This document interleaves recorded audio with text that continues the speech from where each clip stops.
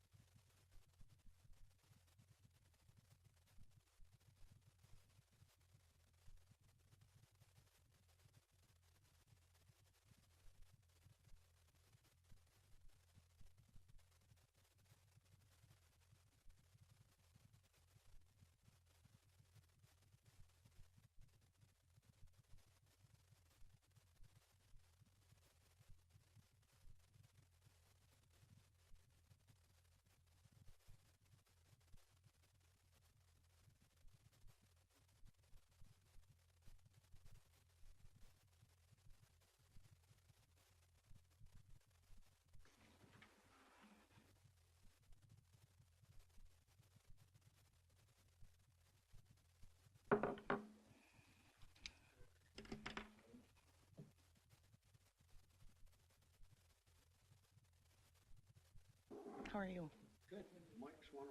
Amy Sherping. Nice to meet you. What district are you from? Four? Okay.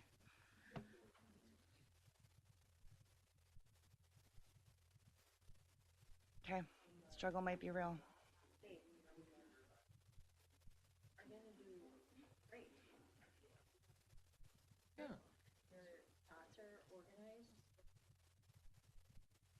Okay.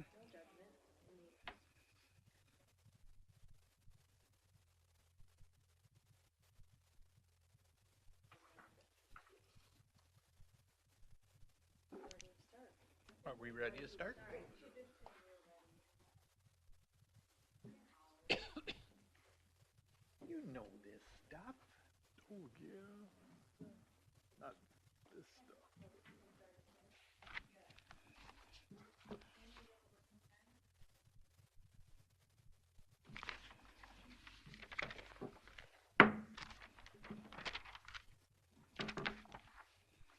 Call the meeting of the Board of Adjustments for February 13th, 2025 to order. The first order of business is roll call. Barry Kirkhoff, absent. Rob Schweigel, I'm here. George Fiedler, Here. Michael Swanhorst, Here. Amy Sherping, Here. Dan Ray is absent. Dave Bentrude. I'm here. Then we need the election of officers.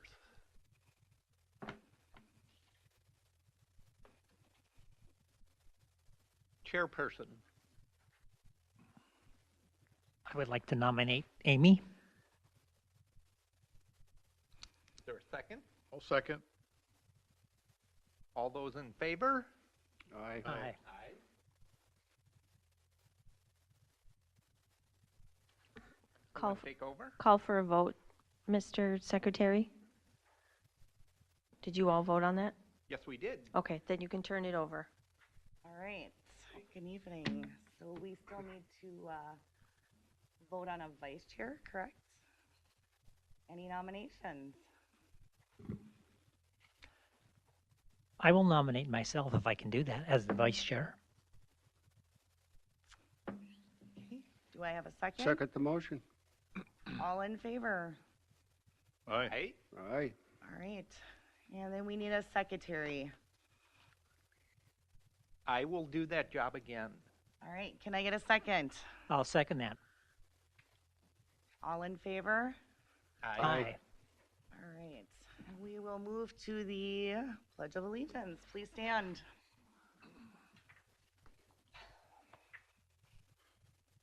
I pledge allegiance to the flag of the United States of America and to the republic for which it stands, one nation under God, indivisible, with liberty and justice for all. You may be seated. All right, everyone, bear with me. This is new for everyone tonight.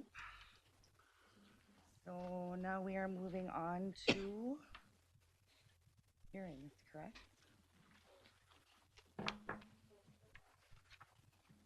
White? So, Madam Chair, everyone in front of you should have a sheet of paper that looks like this. Yes? Yep. I don't have one. You don't? Here, take that one. I can get you one, Dave, if there's not one in front of you.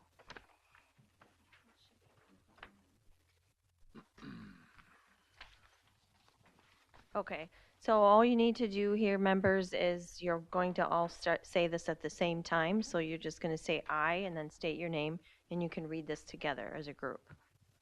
Okay? So, Madam Chair, you can start, and then they'll follow with you. I, Amy Sherpin, solemnly swear Swear that I will support Support the Constitution of the United States and the Constitution of the State of Minnesota, And I will faithfully execute and discharge the duties of the Board of Adjustments in in the the County of County of Stearns, Stearns, Minnesota, according to law and to the best of my ability and understanding. I recited this oath as part of the proceedings of the Stearns County Board of Adjustment meeting on the 13th of February, 2025. And now, Madam Chair, you're ready for the first public hearing. I do have a couple announcements here to make. If you are in the possession of a cell phone or some other type of electronic paging device, I ask that you put it on silent mode at this time. Also, please note that all testimony is being tape recorded for the record. If you're going to speak, you will be asked to state your name and address for the record first, and then go ahead with your input after you have been recognized by the chair. Members of the Board of Adjustment are appointed by the County Board of Commissioners with 1 member from each of the 5 commissioner districts, 1 member at large, and 1 member appointed for the Planning Commission. I'll give a brief overview of our proceeding this evening. I will read the variance request and open the public hearing. While I'm reading your request, I would ask that the applicant or their representatives come forward and have a seat in front of the board by the microphone. The applicant or representative will be asked to state their name and address for the record. Environmental staff will provide a brief overview of the requested variance, the staff report, and if any correspondence regarding the request. The applicant or representative will then provide any input, corrections, concerns, comments. Once the applicant or representative have provided their testimony, the board will discuss the request and ask questions to staff or applicant. Upon completion of board questions, I will ask if there is anyone in the audience wishing to speak to this request. If there is, I would ask that person to come up to the podium, state their name and address for the record, and give their testimony. When all testimony is complete, I will ask the board members for a motion to close the public hearing. Once the motion has passed to close the public hearing, there will be no further input from the audience, from the applicant, or from environmental service staff, unless recognized by the chair, or if one of the board members wants some type of clarification. The board will review and discuss the finding of facts. The findings are a series of questions that the board is required to answer based on Minnesota statute and the requirements of the ordinance. Based upon the answer to those questions, the boards will either grant or deny the variance request. All questions must be answered in the affirmative by the board. Once the findings are complete, there will be a motion to approve or deny the request based upon those findings. All right, so moving on, our first agenda item.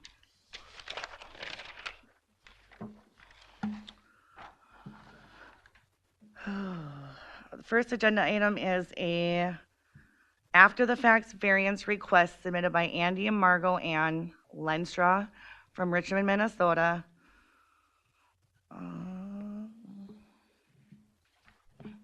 Address 24011 County Road 23, Richmond, Minnesota. The variance request submitted is from section 9.311A of Stearns County Land Use and Zoning Ordinance number 439 to leave as constructed a permitted single-family residential dwelling unit and permitted agriculture accessory structure less than 110 feet to the center line of County Road 23. Classified as a minor collector. In addition, an after-the-fact request from section 5.14F1 and some other numbers to leave as constructed a permitted and unpermitted feedlot structure less than 110 feet to the center line of County Road 23, classified as a minor collector. The affected property is Lot 1, Block 1, outlets B and C, Sauk River, Overlook Plat 2 in sections 11 and 14, Munson Township. I will turn it over to staff.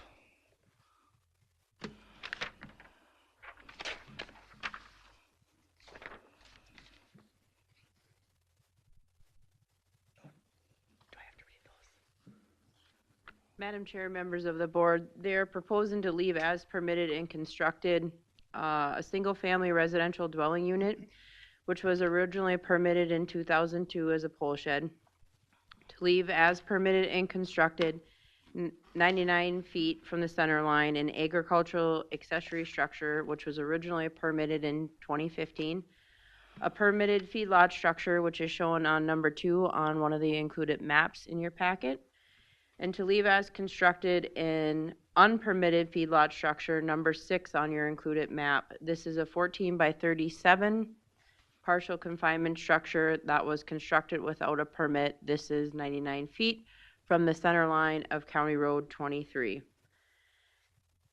The feedlot on site is registered for 6 animal units. The current registration was last of May 26 of 2022. Current maximum allowed is 6 animal units unless a feedlot permit is applied for and granted, and the animal type currently and previously on this site has been horses. Some background is the parcel where the new feedlot structures are proposed is 23.3 acres. And then the parcels are on the same deed. Originally was permitted for 5 horses in 2015, and the parcel is and has historically been permitted and registered for less than 10 animal units. The permitted feedlot structure number 2 was permitted in 2019. The structure was constructed the 99 feet as stated from the road center line. There is a platted 60-foot right-of-way along this section of County Road 23, making the minimum centerline setback requirement 110 feet.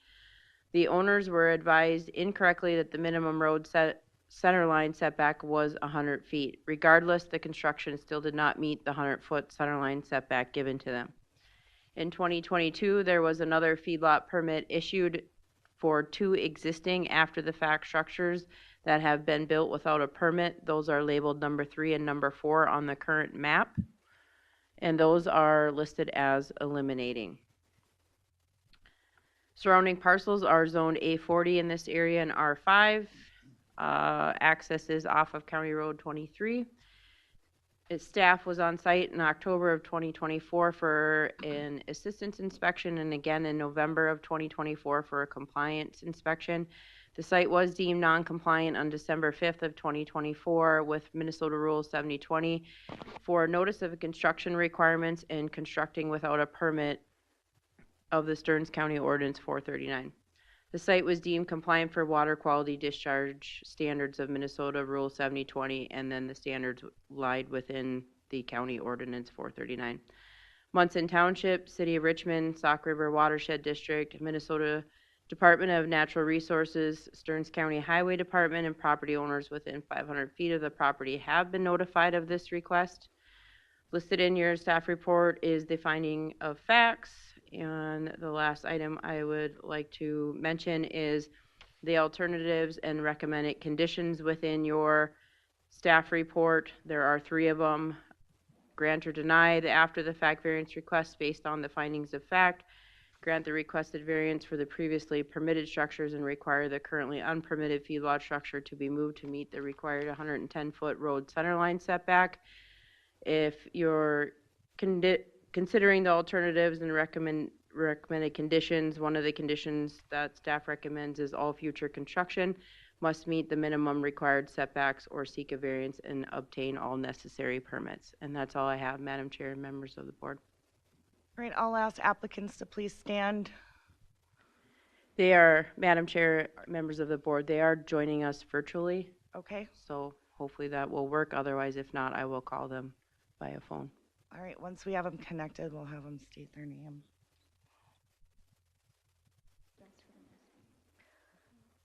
Andy, Margot, Leenstra, are you online? While we're waiting for them, can I get a roll call on who was all able to visit the sites, please? George? No. I did not. Okay. I did. Okay. I did not. Okay.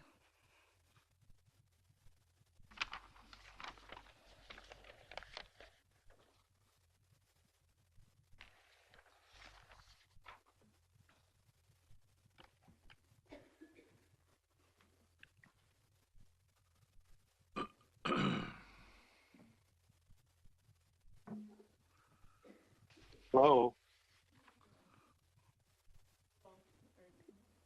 We can- Hello? Okay. We can hear you, Andy. Oh, my name is Andy Leenstra. Margot is sitting with me. Okay. Can We live at 24011 County Road 23 in Richmond. Thank you. is there any questions for staff or the applicants?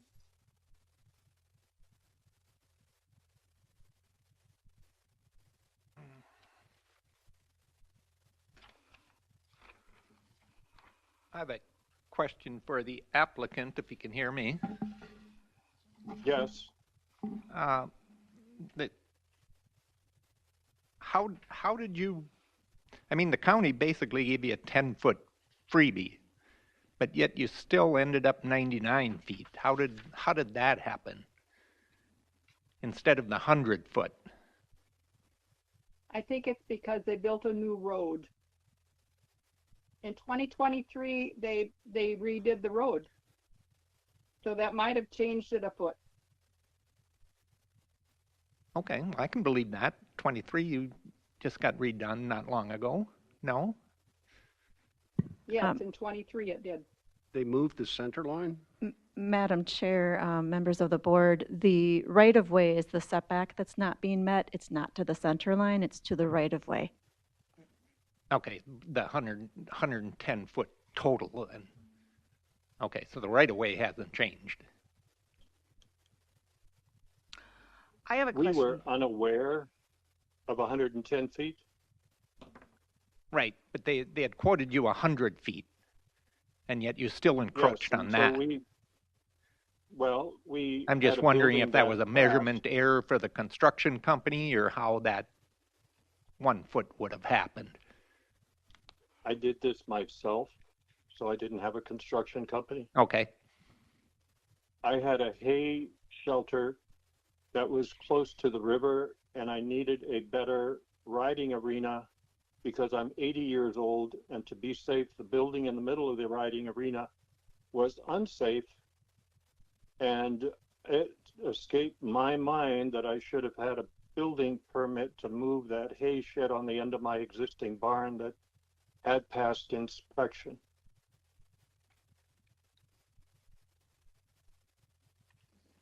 Madam Chair, members of the board, just to be clear, Mr. Leenstra is describing the feedlot structure number 6. That is that is the only one in the application today that's unpermitted and after the fact. The other 3 structures are permitted after the fact, needing the variance. Yeah. I have a question for staff, and it's just a clarification, but all the road right-of-ways aren't the same, correct? Would they all be different? Madam Chair, that is correct. In this particular case, I believe what happened was County Highway in the past purchased the area along the right-of-way for construction purposes, and now they take temporary easement and don't purchase right-of-way, and so the right-of-way can fluctuate along that corridor of the road. It can be 2 miles down, it might only be 50.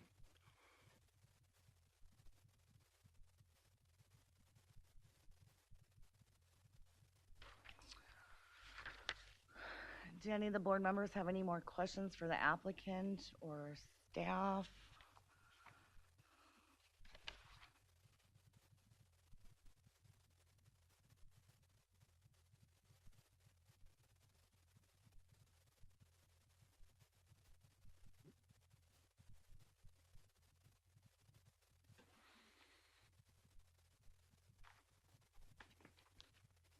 Can I get a motion to close? well, I have What? a question Go ahead. for staff. This number 6 was constructed without a permit, but the other ones are all permitted. What's the 2 timelines there? Where they Madam Chair, built, was number 6 put in after all the permitting for all the other structures? Madam Chair, members of the board, Member Schwagel, that's correct. So the house was permitted originally as your shed, as it was noted in the application, and then, the accessory structures did obtain a permit as outlined in the staff report. And then particularly on that map, you'll see the colored polygons. So 3 and 4 were permitted with a feedlot permit. Number 2 was permitted with a feedlot permit. And so as the applicant had stated a few minutes ago, they took number 3 and number 4 down from their outdoor riding area and moved it, which now number 6 is what's outlining basically 3 and 4. They took those buildings down, used the same materials, and constructed number 6. Number 6 is the structure that is part of the consideration tonight, as it is currently standing on site and has not been permitted by a feedlot permit or a land use permit, but it would be considered a feedlot structure as it lays out in front of you now today that they're asking in their request. So then my follow-up question would be to the applicant. When you got the permits for all the other ones, they had to have explained to you either 100 foot or 110 foot, depending upon where in the process it was. And yet, number 6 is the most recent constructed one, and it's well within the right-of-way. I was not aware of that right away. I thought that my existing structure was in the right place, extending it 16 feet so I could put hay with my animals. I didn't think that there would be an issue because I already had a permit. Now, I didn't give it any thought, and I apologize. And I should have known better. I'm 80 years old. So I'm very sorry. I did not mean to violate anything. I have a question for applicant. How many horses do you have out there, and what is your sole purpose? What do you do with them out there? Are they there year round? They are there during the summer for us to ride in the arena. That's about the only safe place we can still ride at our age.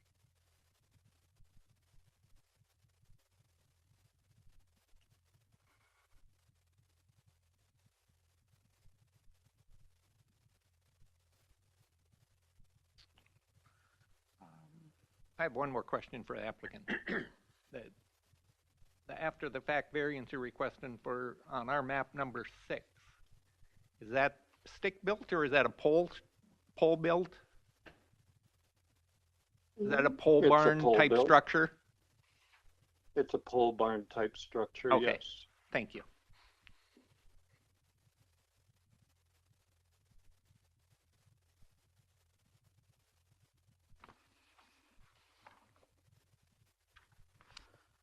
Any more questions for staff or the applicant from the board?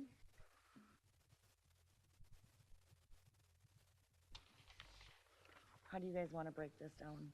Madam Chair, I believe you need to open the public hearing yet. Sorry. You're good. Anyone open up to the public that would like to speak on their behalf? Can I get a motion to close the public hearing? Madam Chair, I think you have to ask that 3 times. Oh, is there anyone who would like to discuss on the applicants? Anyone? Is that 3? Okay. Can I get a motion to close the hearing?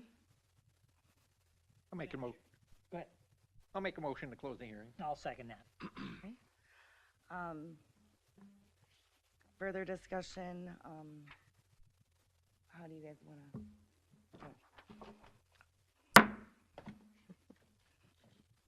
Public hearing is now closed. I would like to separate everything from number 6. Help me out here, Rob. So what do you want to do first? Single family dwelling, 99 feet from the center line, and then the second issue would be number 6 on the map, the unpermitted feedlot structure.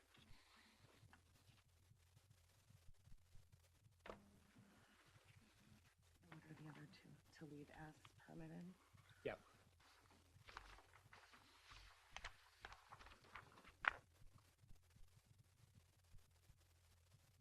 This one, right?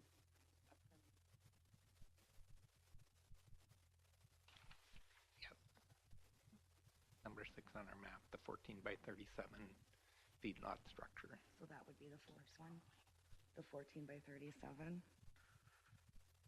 Yes, these, I would like to group those together. So we A want to, single family and then agriculture accessory structure permitted in 2015 and a feedlot structure number 2 on the map. We group those 3 together and then the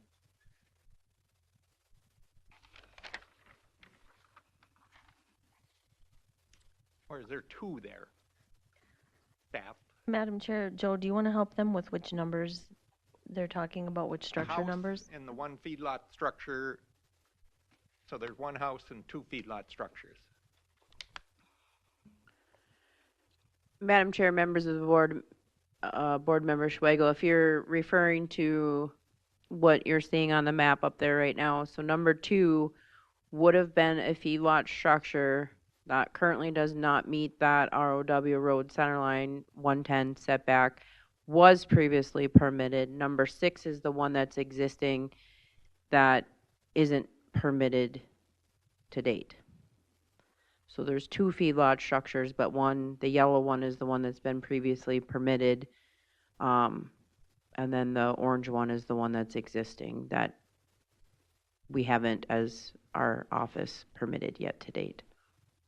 So why do we even care about that then if it's permitted? Number 2 is permitted, so number 6. So you just have to, the options here, by what I'm hearing you saying is you want to take all the previously permitted structures, regardless if they're residential, accessory, or feedlot, that were issued by staff, by our office previously with a permit. You would like to take those separate from that number 6. Correct. Okay. so we're going to do 2 finding. Correct. 2 finding of facts. Correct. And just to make it clear, Madam Chair, that we apologize, the numbers only are for the feedlots. So just for members of the public as well, to the west or northwest of number 2 is the egg accessory structure that needs a variance. And then northwest of that is the dwelling that needs the variance. Again, all 3 of those structures were permitted, but never obtained a variance. So that would be one set of findings. Your second set of findings would be number 6, which was never permitted and needed a variance. Okay. Everyone's good with that? I am. Yep, good. All right, so we're going to go to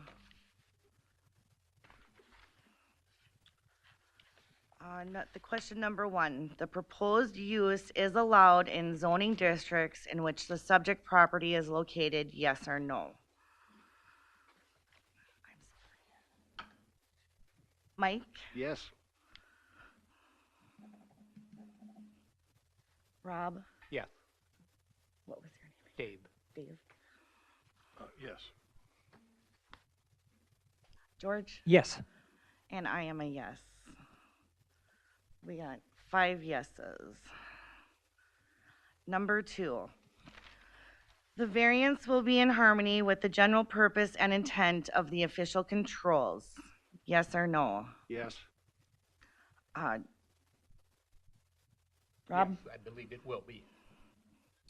Dave? Yes. George? Yes. And I am a yes. And all of those are yeses. Number 3, the variance will be consistent with the comprehensive plan, yes or no? Mike? Yes. Rob? Come back to me. Dave? Yes. George? Yes. I'm going to say yes. I do believe that it does go with living goal number 3.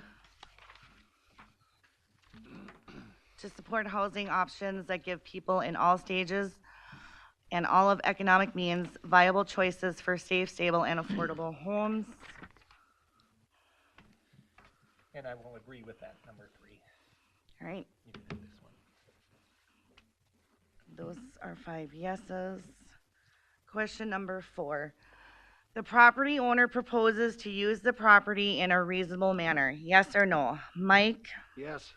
Rob, Yes, residence is a reasonable manner. Dave, Yes. George, Yes. and I am a yes. That is 5 yeses. Question number 5. The plight of the landowner is due to circumstances unique to the property, not created by the landowner. Yes or no? Mike, Yes. Rob, Yes. Dave, Yes. George, Yes. and I am also a yes. Madam Chair, I'm going to just ask that the board spends a little bit more time on the why for some of these, like as you typically do. Well, it's reasonable to want to corral for your horses so they're not on the road. Thank you. Now we're on question number Well, I'll go back to number 5. I Go think ahead. the circumstances are partly the county's fault by the wrong measurement, but we're dealing with, if I understand it correctly, 12 inches. And converting it to the house is a reasonable use of that property. Again, going back to the living goals, number 3. So that I don't think the problem is the landowner's fault. Thank you. All right, question number 5. Right? That's where we were. Okay, number 6, sorry. The variance, if granted, maintains essential character of locality. Yes or no? Mike, Yes. Rob, Yes, the outside's not going to change. The neighborhood's not going to see anything different from them living in there. yes. Dave, Yes, I would agree with that. George, Yes, agree. and I am a yes. That's 5 yeses. The need for the variance involves more than economic considerations. Yes or no? Mike, Yes. Rob, Yes, finances weren't part of the equation. Dave, Yes. George, Yes. and I am a yes. Can I get a motion to approve?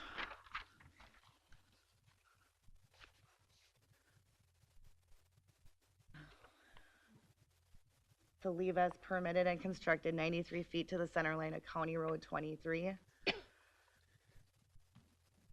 A single-family residential dwelling unit originally permitted in 2022 as a pole shed, and to leave as permitted and constructed 99 feet to the center line of County Road 23, an ag accessory structure originally permitted in 2015. Madam Chair, I'll move as stated. Can I get a second? I second. Okay. And just to clarify, these are the permitted properties only. We separated the two? Yes. Okay. Yep. So the second part of the variance is, Well, we want to approve these.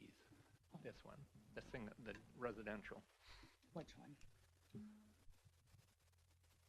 First bullet point under proposed. What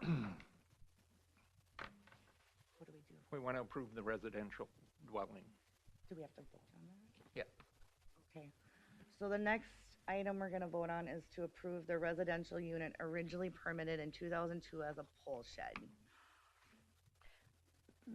Madam Chair, my understanding is that you took the single-family residential dwelling unit and the ag accessory structure and just did the findings for those right now. And now you were going to take the unpermitted structure. That's what I, Right, that's what you read. That's, Okay, You're right. so was there a vote for, so George, We had a motion and a second. We had a but motion. Haven't voted yet.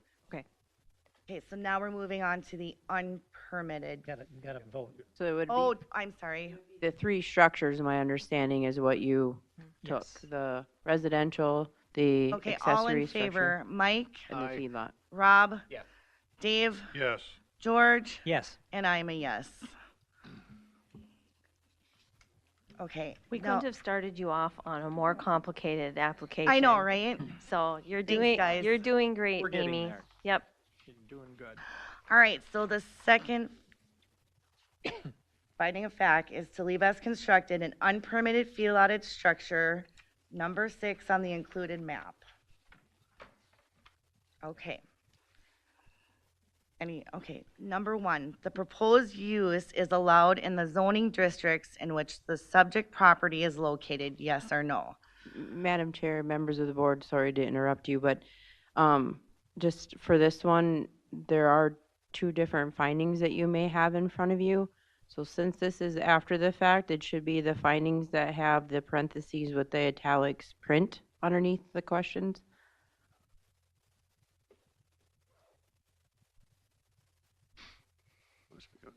So like on the top here, it'll say after the fact findings, and then it'll have parentheses with the italics print on it versus your traditional ones don't have that. They are different, so. Which one, Joel? But here, after the fact, but we never vote on those, or we can talk about those, huh? Or after the fact variances.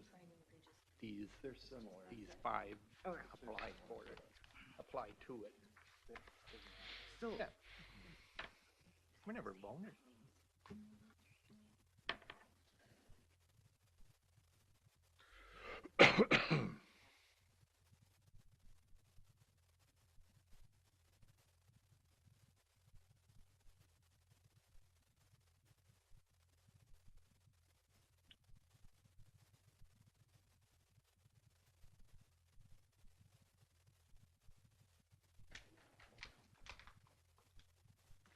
Okay, Madam Chair, as we were just discussing, and Joe indicated, this is an after-the-fact variance. The findings are technically the same, but what we ask you to do is take into consideration A through E on the screen, and that is, did the applicant act in good faith and attempt to comply?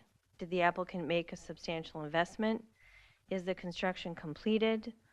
Are there similar structures in the area? And are the county's benefits outweighed by the applicant's burden if the applicant were required to comply with the ordinance? So now we are just taking the feedlot, the unpermitted feedlot structure, and you're going to run through those findings. okay, so the first question is the proposed use is allowed in zoning? Did the applicant act in good faith and attempt to comply with the ordinance? Obtain any permits? Madam Chair and staff, I guess staff, you'll have to correct us because previous meetings, we just took those into consideration. Correct. We didn't vote on those. We Right. just had those in the back of our mind when we were looking at the ones below. But we can talk about The it. 1 through 7, yes, we can talk about them at any time, but we don't have to Yeah. vote on those separately. Okay, So, Madam Chair, because I just read A through E, the Board of Adjustment now knows to take those into consideration while you're answering your questions 1 through 5. So why don't, you can go ahead and ask your first question, which is the proposed use allowed in the zoning district. And then it's up to each member to remember those factors. okay. Okay. Question number one, the proposed use is allowed in the zoning district in which the subject property is located. Yes or no? Yes. Rob? Going to say yes.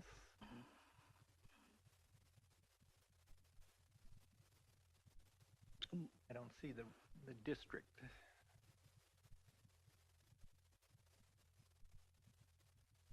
Well, feedlots are in egg zone. Agricultural, but- Is egg 40 or 80? Madam Chair, members of the board, yes, the property for feedlot permitting, that property is showing up as A40. Yes. Okay, Dave? Yes. George? Yes, it's zoned as such. And I am a yes. All 5 are answered yes. Okay. The variance will be in harmony with the general purpose and intent of the official controls. Yes or no? Mike? Yep. Madam Chair, I'm going to lean towards no in that, being that he has permitted other structures, and this one is again too close to the right-of-way, or in the road right-of-way. So I don't think it's in harmony with the general purposes of keeping buildings and obstacles out of the road right-of-way. Okay, so Rob's a no. Madam Chair, for number 2, I'm going to say yes because I don't think that the county's benefits outweigh the applicant's burden, especially when it's such a short distance. Okay, Mike, I'm a yes. Dave, I'm gonna say yes. It just seems that the addition, item 6 is in line with the rest of the property, and I'll say yes. okay, and I'm actually a no, so I have 3 yeses and 2 nos. Number 3, the variance will be consistent with the comprehensive plan, yes or no? Mike, I'm a yes. Rob, Come back to me. Dave, Yeah, I'm trying to find I believe it is. I'm searching for the right numbers.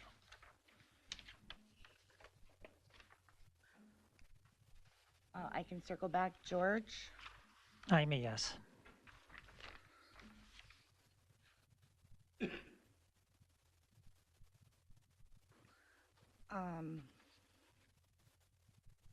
I'm gonna say yes. Rob, I'm going to say an unsupported yes. and Dave. Yes, it's consistent in my view. And Madam Chair, I'm going to ask for a goal and objective, please, to reference. I have the agricultural goals up on the screen, if that would help you.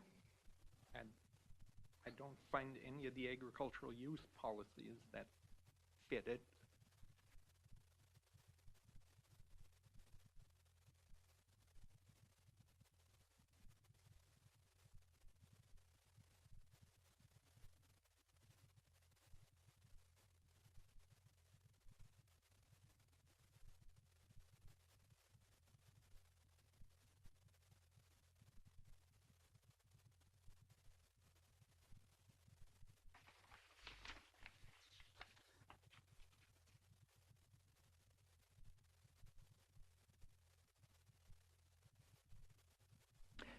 Madam Chair, I'm going to say animal agriculture policies number 1. Allow animal feedlots in the agriculture area by protecting them from non-farming housing through county zoning. Okay. Number 4, the property owner proposes to use the property in a reasonable manner. Mike, Yes. Rob, I'm going to have to say no, being that he built it without a permit in the right of way. Dave, Yes. George, I'm going to say yes. It's a minor infraction on the right of way, and he's certainly using it in a reasonable manner, I believe. and I'm a yes. It's reasonable to want to have your animals corralled. So I have 4 yeses and 1 no. Number 5, the plight of the landowner is due to circumstances unique to the property not created by the landowner. Mike, Yes. Rob, I have to say no, he built it there. Dave, I'll say yes. They were just given the confusion about the 10 feet variant or difference. I will say yes. George, I'm going to say no. He did build there, like Rob said. and I'm a no. There was no permit obtained, so I have 2 yeses and 3 nos. Number 6, the variance, if granted, maintains the essential character of the locality. Yes or no? Mike? Yes. Rob? Unfortunately, I have to say yes, because it's there already, and it didn't change the neighborhood, so to speak. Dave? Yes. George? Yes, didn't change the area. And I'm a yes. So I have 5 yeses. The need for the variance involves more than economic considerations. Yes or no? Mike? Yes. Rob, Yes, finances weren't part of the equation. Dave, Yes, I would agree with that. George, Yes. and I'm a yes.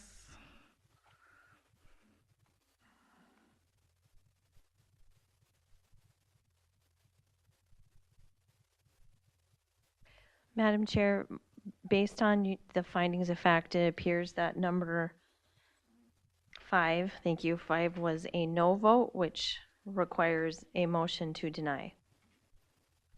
Madam Chair, I'll make a motion to deny the variance request for the 14 by 37 partial confinement structure that was constructed without a permit. I'll second that. Mike? It's Yes. Rob, you did the motion. Dave? Uh, To deny the request. Clarification. To deny Yes it. is a vote to deny. Yes. No. George was a yes, and I am a yes. Madam Chair, can I change mine to a no then with the clarification? So I have 3 yeses and 2 nos. Can I get them? Madam Chair, if you have 3 yeses for supporting the motion Right. to deny, Yes. then you're good. Yes. Can I get a motion to deny? We did. We voted Okay. on it. It's good. So, So you can, So the variance is denied based on the 3-2 vote. okay. Hoofda. Okay.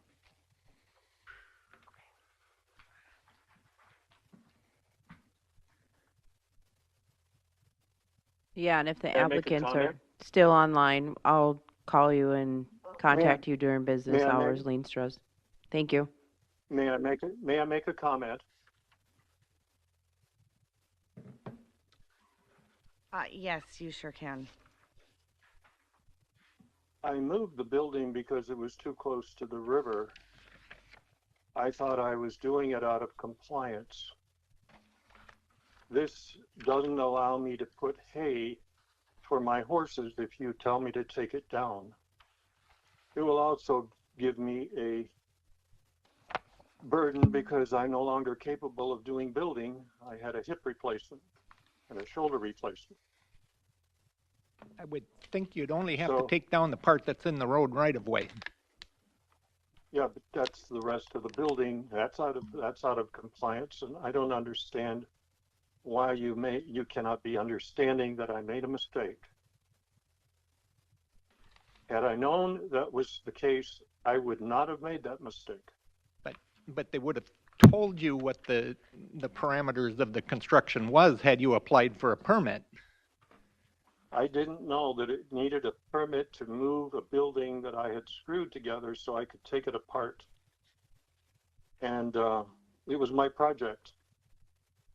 Okay. So I am begging for some consideration, please. We'll have you talk to staff in regards to those issues. So when you can call them tomorrow during their regular business hours. Thank you very much. Thank you. Okay, moving on, agenda item number 2. We have Joe and Carly Klophock or Jeff and Judy Klophock. Can you guys come up here, please?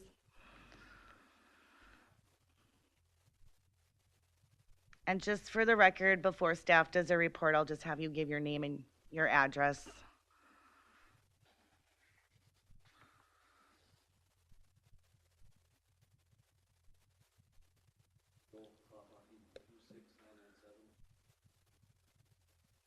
All right, this is a request from, what? Oh, can I get a roll call on site visits, please? I did not visit. Okay, I was a yes. Yes, I was there. Dave? I did not.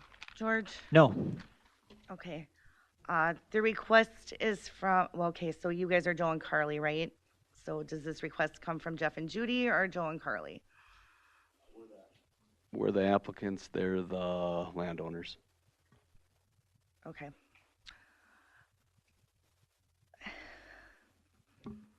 So this has to get changed. a request from Jeff and Judy Klophock of Albany. So this should be a request from Joe and Carly. All right, applicants are requesting to build a residential dwelling 360 feet from a feedlot registered for 100 animal units or more. Said ordinance requires a 700-foot residential dwelling setback from a feedlot registered for 100 animal units or more. Affected property is 119.9 acres northeast of the southwest Lot 2 of Section 35 in Oak Township, Stearns County. The property address is 26997-327 Street, Albany, Minnesota, as identified by applicants. And then can I move on to the staff reports?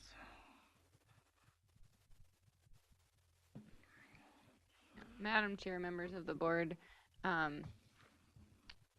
Jeff and Judy and Joe and Carly Klophock are requesting to build a residential dwelling as stated 360 feet from a feedlot registered for 100 animal units or more. The setback would be the 700 feet that's required. Their current home is existing at 540 feet from the closest point to the neighboring feedlot. It is a legal nonconformity because it did exist prior to the ordinance, both the home and the feedlot. So that is allowed to exist. They would be encroaching, the 360 feet would be a 48% deviation from the 700-foot setback. And the proposed residential dwellings measures 38 by 76 feet.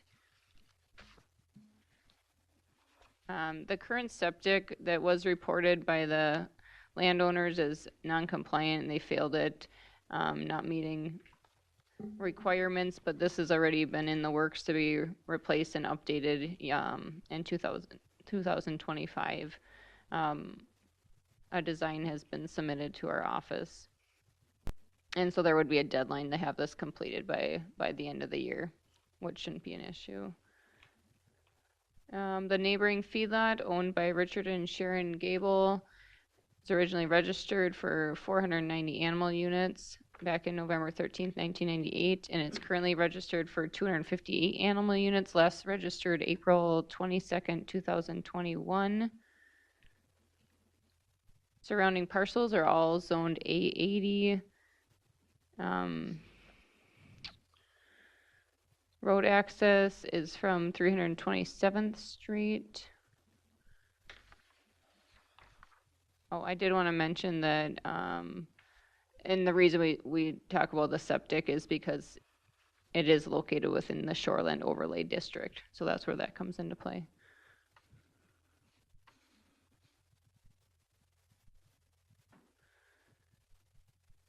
Oak Township, Star Post, and property owners within 500 feet have been notified of this request. And just to mention, they would be allowed no further encroachment. So if they did want to build, rebuild their home or build the same distance at 540 feet of no further encroachment would be in place as well as a one-time 24-foot encroachment would have been allowed also. I was out for an inspection December 30th, 2024, the feedlot itself, and that was found to be compliant with Minnesota Rule 7020 and Stearns County Ordinance 439. And they were non-compliant for manure application record keeping due to some over-application of nitrogen on some of the fields. Alternatives or recommended conditions granted or denied the variance based on the finding of facts. Construct a new residential dwelling meeting the 700-foot setback. Construct a new residential dwelling meeting the no further encroachment from the existing home to the feedlot, or construct a new residential dwelling using the one-time 24-foot encroachment to the feedlot. And that's all I have.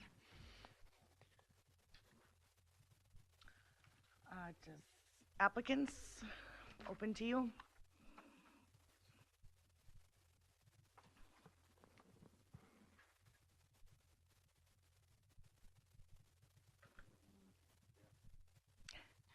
We're, proposing just build within that 700 feet. We are 180 feet closer from the old the home now to the north.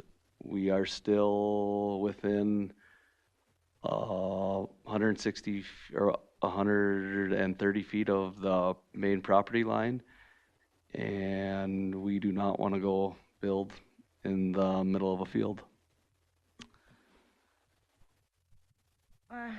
I have a question for applicants. I have a couple questions here, actually. Where you guys are proposing, obviously you feel is the best place, right? Correct. Would you say you guys are heavy or sand ground there? That is probably a mixture of both there. On this property, Higher ground. do you guys have any tile lines, buried wires, like highline poles? If you do, could you please point them out? And then, where is the well in that on the property?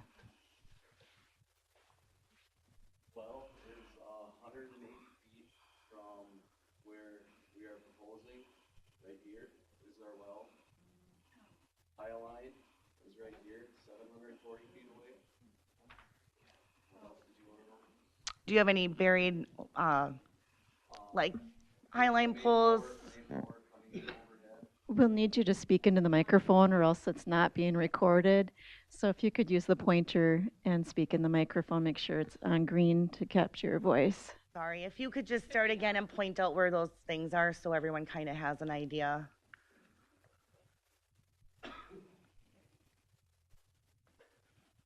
This is not working.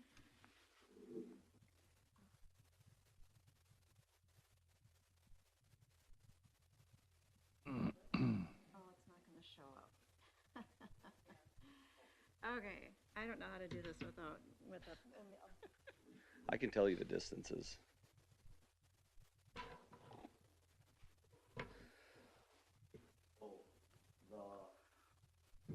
The well from the proposed home would be 180 feet, and it's an existing well, so that's usable. The furthest tile intake is 740 feet to the east. There is overhead power coming in, and that is all. What else? So now that you've described that, maybe you can still go up and point it out. I don't Okay. know. Maybe that's Yep. the best. Sorry. But in between, try to capture it all.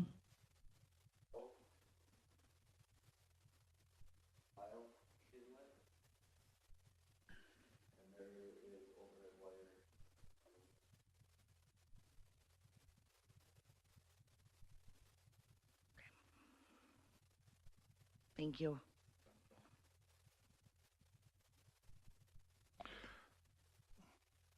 Madam Chair, I had a question for, maybe it's for staff. Is the proposed site that within the 700 feet of the feedlot, are we talking the neighbor's feedlot to the north? Yes. Okay. Is there, as I shared, I'm sorry I didn't get out there to look at it. Is there a road between, the Gable property and yours, the gravel road, or? It's a public access road for Getchell Lake. It's Public access road, it's- okay. Yes. So it's not a county road, with a county road number or anything like No, that? no. Okay, all right. It's a dead end. Went We wrong. are on a dead end road. I was gonna say, the township road ends at your driveway. Correct. Okay, got it. I do have a question for applicants. You guys have an animal operation. Can you kind of tell us what you have out there and what you do? We dairy farm with my parents. They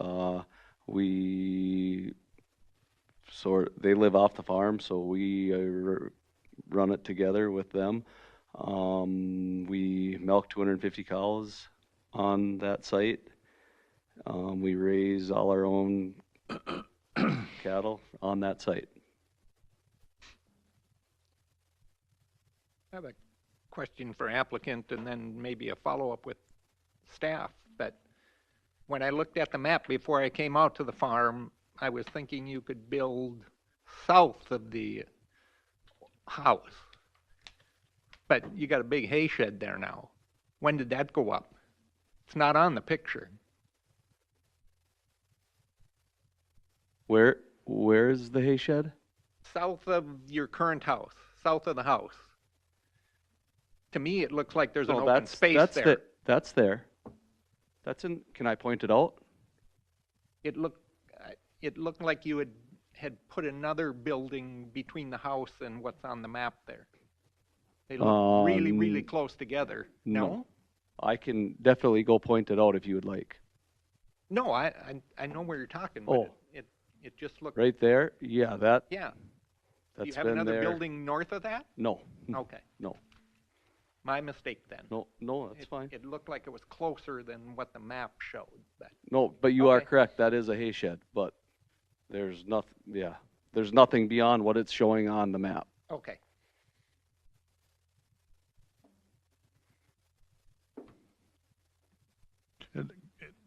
Question for, Madam Chair, question for staff, and I'm new to this, so I'm still kind of learning the rules here, but could you explain the reason for such the distance of 700 feet from a feedlot? Well, I mean, generally speaking, what?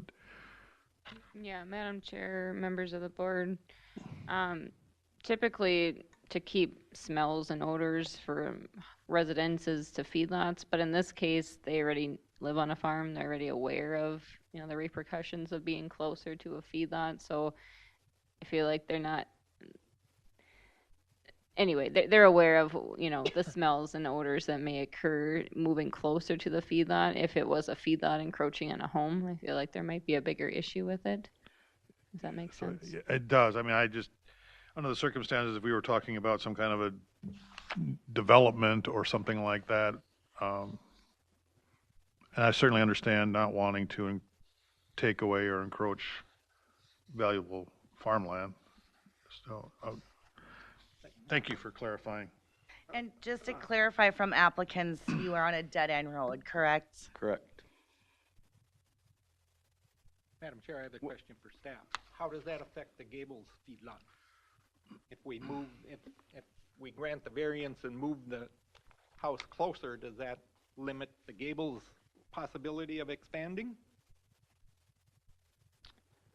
Madam Chair, members of the board, they would be allowed no further encroachment, correct, from the house. So I guess, yeah, it shouldn't inhibit them, but they would also be allowed that one-time 24-foot encroachment. So they could still encroach 24 more feet or, request a variance if they need it. But at this point, they wouldn't be allowed to further encroach onto the current home, if that makes sense, without getting a variance in turn like what they're doing. So, yeah, Madam Chair, the answer would be yes, it does impact them and would restrict their ability to go further south, except for the 24-foot encroachment. I have a question for staff. The existing house still doesn't meet that setback, correct?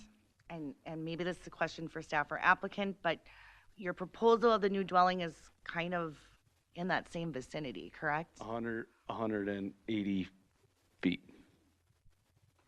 within the old home.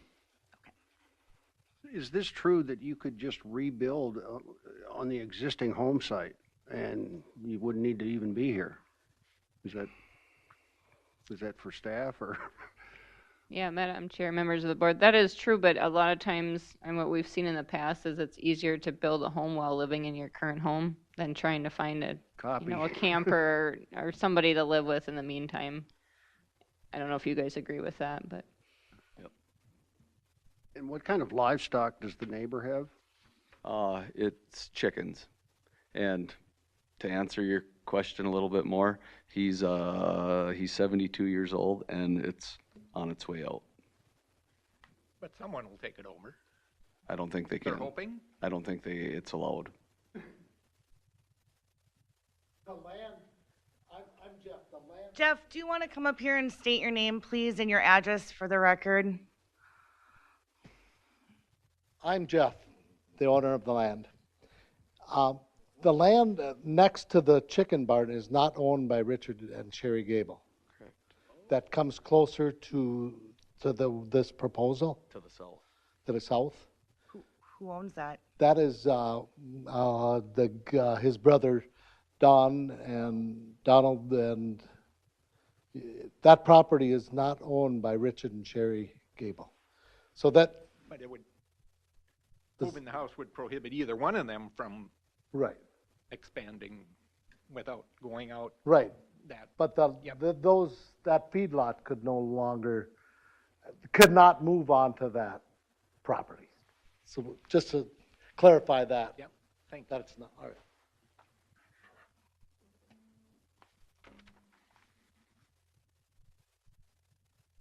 Thank you. Any more questions for applicants or staff? Is the existing house still going to be occupied by somebody? Nope. Is it occupied now? Yes. Clarifying, please. So your existing home is what you live in now. You will be living in it until the completion of the new home is constructed. And after that, you guys will be demolishing the old house? Correct. Okay. Thank you.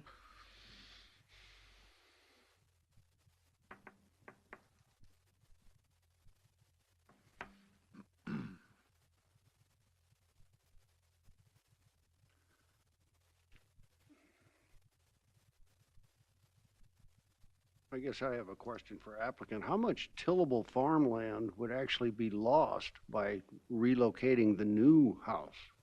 Where are you proposing? South? South?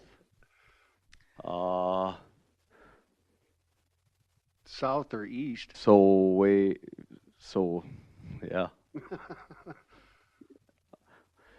We do not want to take, farmland does not come around every day. We don't want to take any square up or farm around any square that we can. Just to clarify for myself, if you went to the south, you're going to run into Highline wires. To the south? Or, no, where did they come in? No, they come in, yes, correct, right by the driveway, Okay. coming into the place.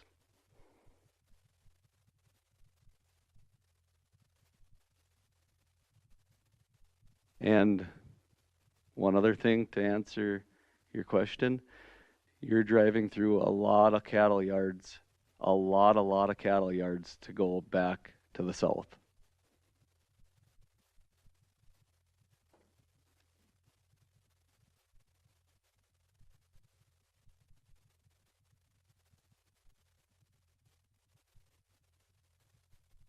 And then the existing wells does not get used because it's probably going to the south is more like 1,000 feet away than 180.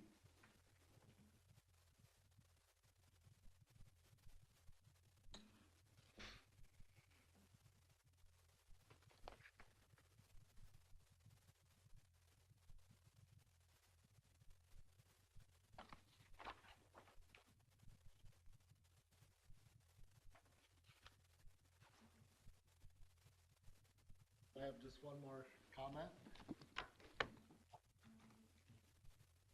The other thing is where the dairy sits, they're gonna get a lot better view of what's going on the whole property than what they have now, and to be just a little further away from where the dairy sits, where the cattle are, and it's just we used to have a mobile home right where that is a few years ago. That's gone. We got rid of that. But that was a mobile home there at one time, and that's gone. So this place would work very well for the way Joe and Callie want this set up.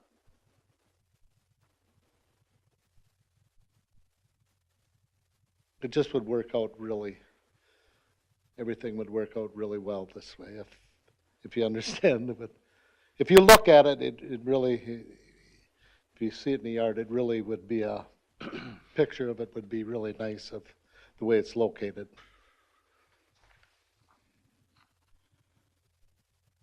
So, Madam Chair, you've heard from the applicants, and the public meeting, or the public hearing rather, has not been opened, I don't believe.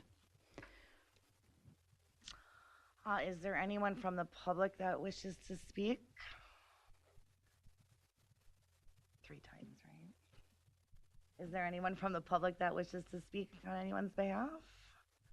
Is there anyone in the public that would like to speak?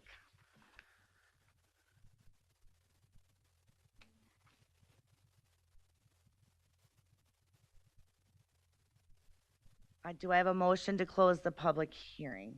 Madam Chair, I'll move to close the public hearing. I'll second it. Okay. All those in favor say aye. Aye. Hey, All that opposed say nay. Okay, hearing none, the motion carries to close the public hearing. We will now do the finding of facts.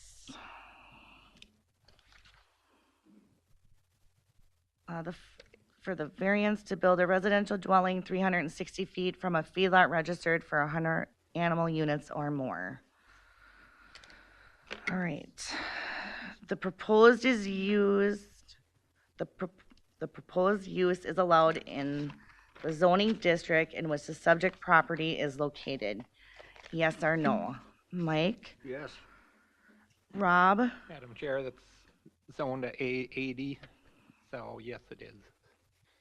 Dave? yes. George? Yes. And I'm a yes. On number 2, the variance will be in harmony with the general purpose and intent of the official controls. Yes or no? Mike? Yes. Rob? Madam Chair, under the agricultural 80, the purpose of the district is to preserve the agricultural and rural character of the land within the comprehensive plan agricultural development area. So yes. Dave? Yes. George? Yes. I'm a yes, but I also would like to add to the intent is kind of to build where the existing dwelling is too. Number 3, the variance will be consistent with the comprehensive plan. Yes or no? Mike? Yes. Rob? Under agricultural goals, number 1, support agriculture as a desirable land use. And by having them live on the property, we're promoting the agriculture, so yes. Dave? I would say yes, living goals. It does support housing options that give people in all stages of life and economic means viable choices for safe, stable, and affordable homes. George? Yes, I would cite agricultural use policy number 2, emphasize the importance of animal agriculture to the county's economy. Okay, and I am a yes, but I'd also like to add to the A goals number 3 and 4. Number 4. The property owner proposes to use the property in a reasonable manner. Yes or no? Yes. Rob? Looking at the farm site there, yes, that's really the only place they can go without taking land out of production. Dave? Yes. George? Yes, having a residential house on that property is good. Okay, I'm a yes. I would like to add on to George. It is reasonable to want a home. It's reasonable to want to be able to watch your livestock when people come in and out of your driveway as well. Number 5, the plight of the landowner is due to circumstances unique to the property, not created by the landowner. Mike? Yes. Rob? I'm going to say yes. The circumstances really are. That's the only place, again, that they can build without taking land out. Dave? Homes do decline or deteriorate over time, and it seemed like a reasonable accommodation that we're making, we're considering. George? Yes. And I'm a yes. Number 6, the variance, if granted, maintains the essential character of the locality. Mike, Yes. Rob, It's not going to change the neighborhood at all. Dave, Yes. George, Yes, agricultural. and I'm a yes as well. Number 7, the need for the variance involves more than economic consideration. Yes or no? Mike, Yes. Rob, Yes. Dave, Yes. George. Yes. I am a yes, and economics were not discussed.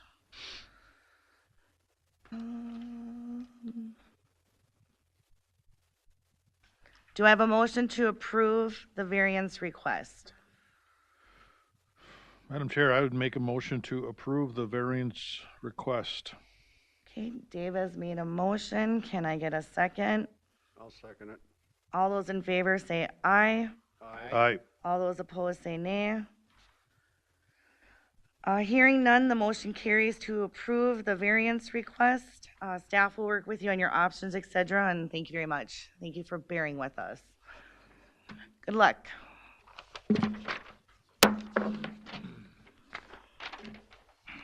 Okay. Bear with me.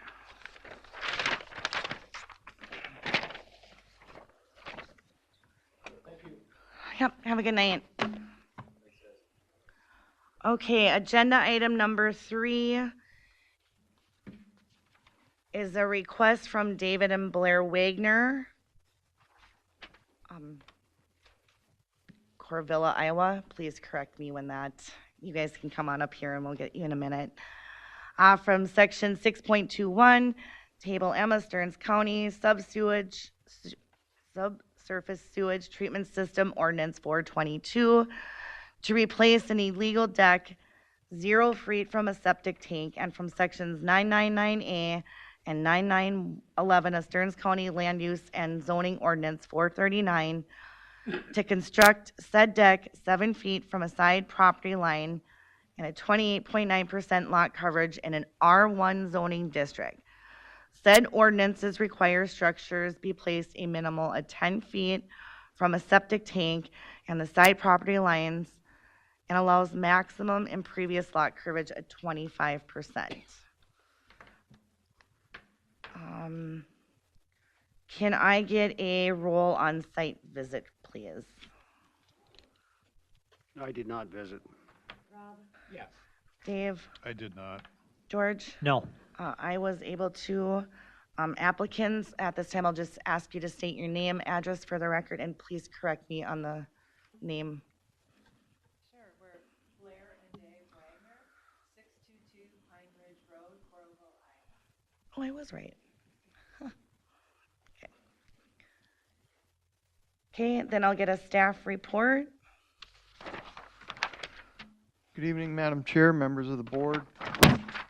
The applicants purchased Lot 13 of Corona Spring Park in August of 2014. A little bit of history. In 1995, a previous owner, actually I think it was a bank, obtained a variance to place a holding tank to serve the structure 5 feet from the cabin and 45 feet from Lake Coronis or Coronis Lake. Just a couple months later, that holding tank was installed. Fast forward to the year 2000, a previous owner to the Wagners constructed a deck right over the top of the holding tank, and they did not have a valid permit. Of course, there would have been a 10-foot setback requirement, and so that was done without a valid permit. And it was also placed 7 feet from the side property line. Minnesota rules and the Stearns County Sewage Treatment Ordinance, as I stated, require a 10-foot setback from a structure, and the primary reasons for that are so that it doesn't interfere with the construction, operation, or maintenance of the sewage treatment system. The applicants have provided for us documentation from their tank maintainer regarding the protocol of maintenance of that tank, with the deck being right over the top of that tank. They have some boards that can be removed and allows them access into the tank. Last September, the applicants had inquired about replacing the deck, and there were some illegal nonconformities discovered. They have in turn complied and eliminated a couple other potential variances by downsizing a deck that's over the top of their boathouse. And also there was a deck down by the lake that they've minimized to meet the landing standards. So those items are compliant now. In applying for the variance, they were required to obtain a certificate of survey, and that survey revealed then that the lot coverage was at 28.9%, which they're allowed 25%. The deck, according to our county assessor's records, the deck totals 423.5 square feet. If that deck were removed, the lot coverage then would be compliant at 23.6%. They have, however, obtained an engineered stormwater plan to address that additional lot coverage and mitigate the stormwater runoff. So they've presented that as part of the application packet. Their main goal is to replace the illegal deck. It's become dilapidated and unsafe in their opinion, and so they want to replace that deck. Again, it's over the tank and it's 7 feet from the side property line. There are a couple alternatives. They could from their patio doors, they could do a 4-foot wide, ingress and egress stairs down to the grade and have like a paver patio there. That's an option or alternative. Also, they could eliminate 3 feet from the east portion of the deck, which would then allow it to meet the side property line setback. This property is in a R1 zoning district, and it's located within the shoreline overlay of Coronis Lake. Coronis Lake is a general development lake, and it is on the impaired waters list. The holding tank underneath the deck was certified, and it is compliant. It was done in September. Paynesville Township, the Coronis Lake Association, the North Fork of the Crow River Watershed, the DNR, and owners within 500 feet have been notified of this request.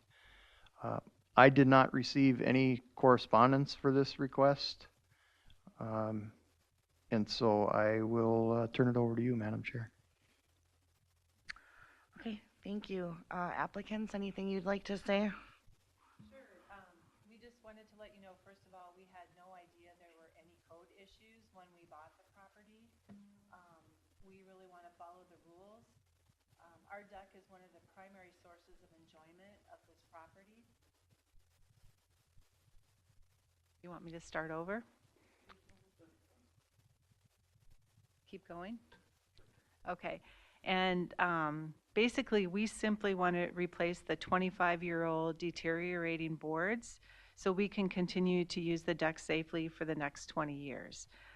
The deck is one of the primary sources of enjoyment of our property for us. Thank you.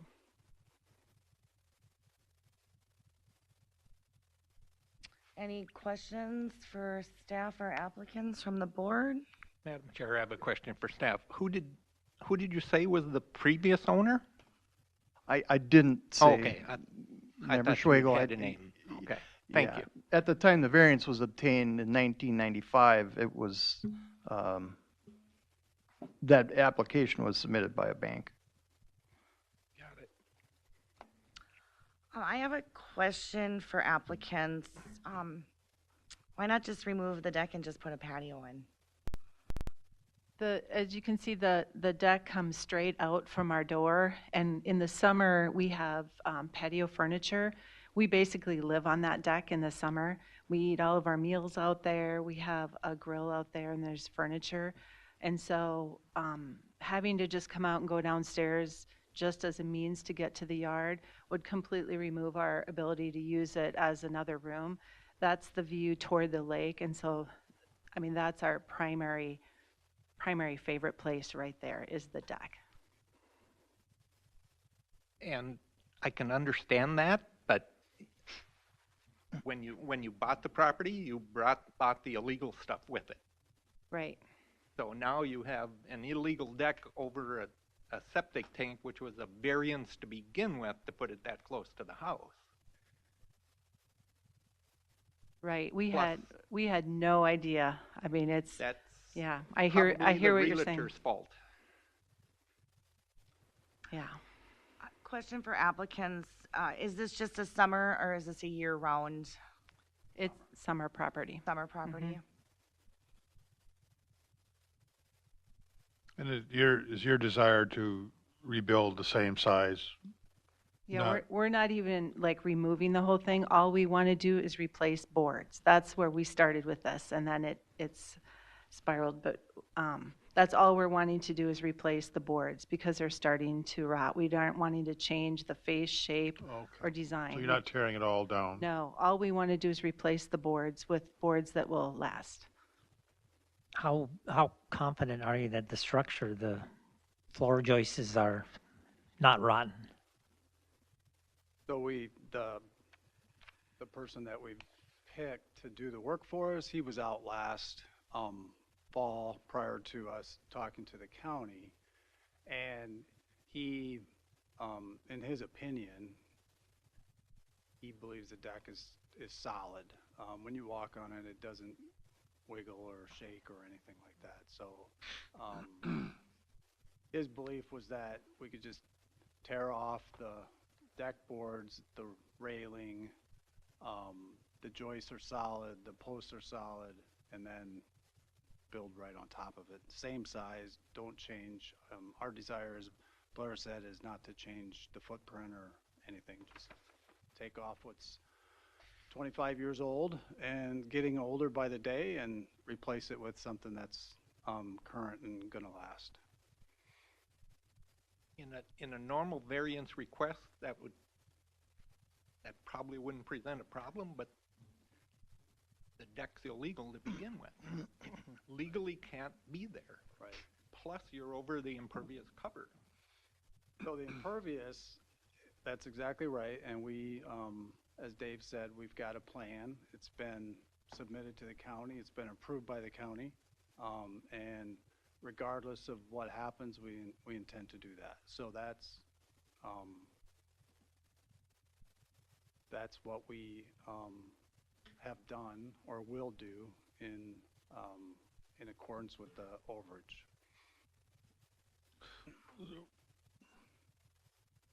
So question for staff, if I understand it correctly, then the current owners that are here testifying, that they inherited this problem. They didn't create it. Is that correct? They didn't do anything to exacerbate or expand the scope of the problem here. I understand it's maybe not legal as it is, but they didn't create it. Is that correct? Member Benchard, that is correct. That was done by a previous owner 25 years ago. They inherited a few things, and as I stated in the report, they did make efforts to eliminate 2 other potential variances down by the lake.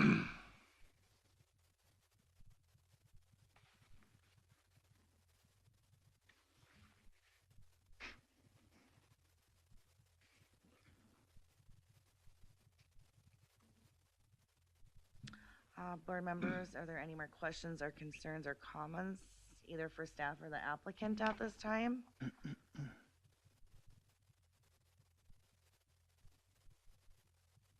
We need to move to close the public hearing, or are we still? Anyone in the audience wishing to speak to this request?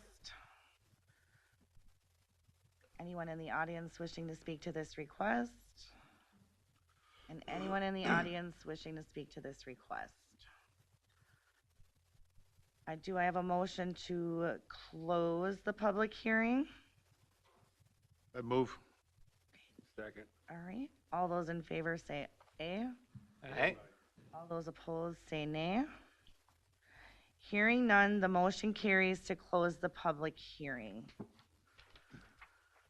We will now do the finding of facts. So there's two of them, I believe. One to replace the deck 0 feet from a septic tank at 28.9% lot coverage.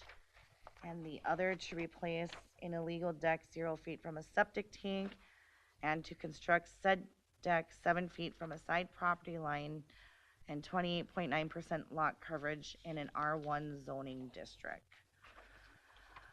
Do you guys want to do these separate or do you want to do them together? Madam Chair, what was the first one again? Excuse me. To replace deck 0 feet from a septic tank and 28.9% lot coverage. And the second finding request would be replace an illegal deck 0 feet from a septic tank and to construct said deck 7 feet from a side property line, 28.9% lot coverage in an R1 zoning district.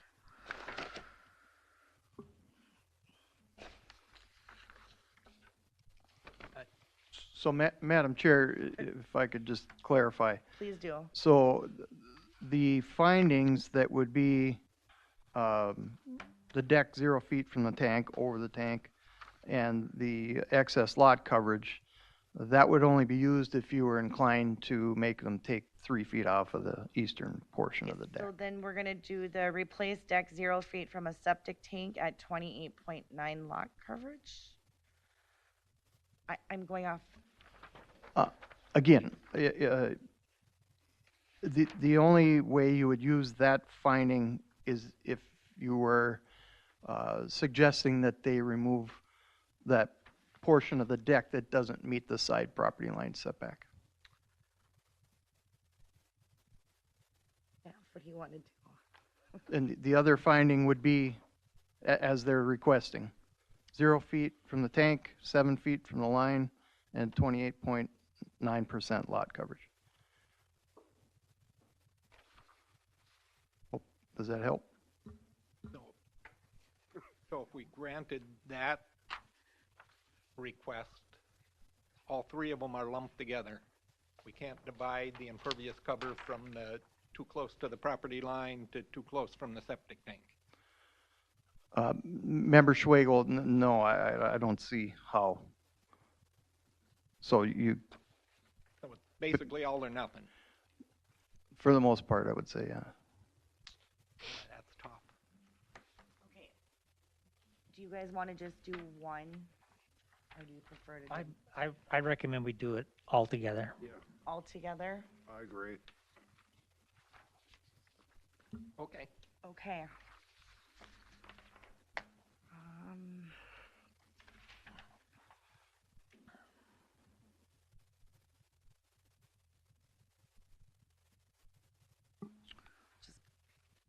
Okay, we will now do the findings of fact.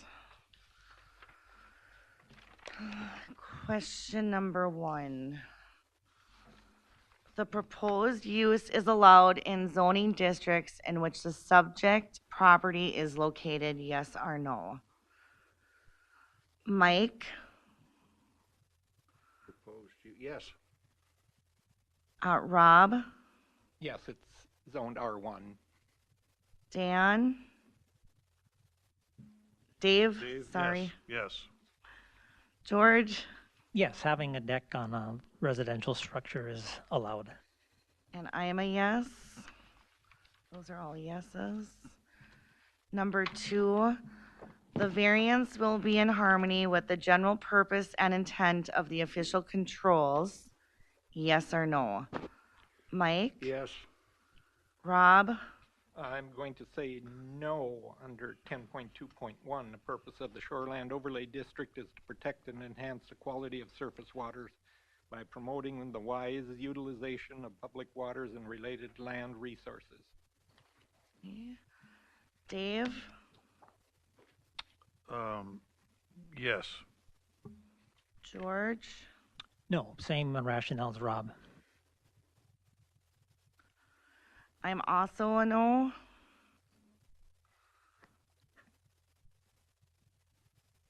So that is a no. The variance will be consistent with the comprehensive plan, yes or no? Mike, Yes. Rob, Madam Chair, I'm going to have to say no under Lakeshore Living number 2 and 3 and Water Resources number 1, 2, and 3. Dave,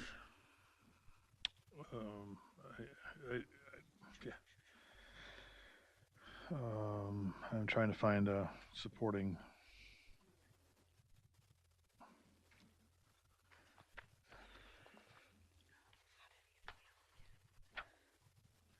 Mike was yes. I was no.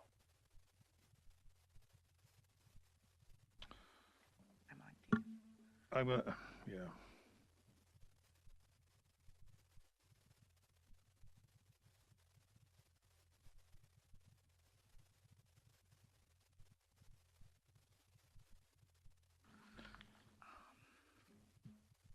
I guess what I'm used to is having some indication as to which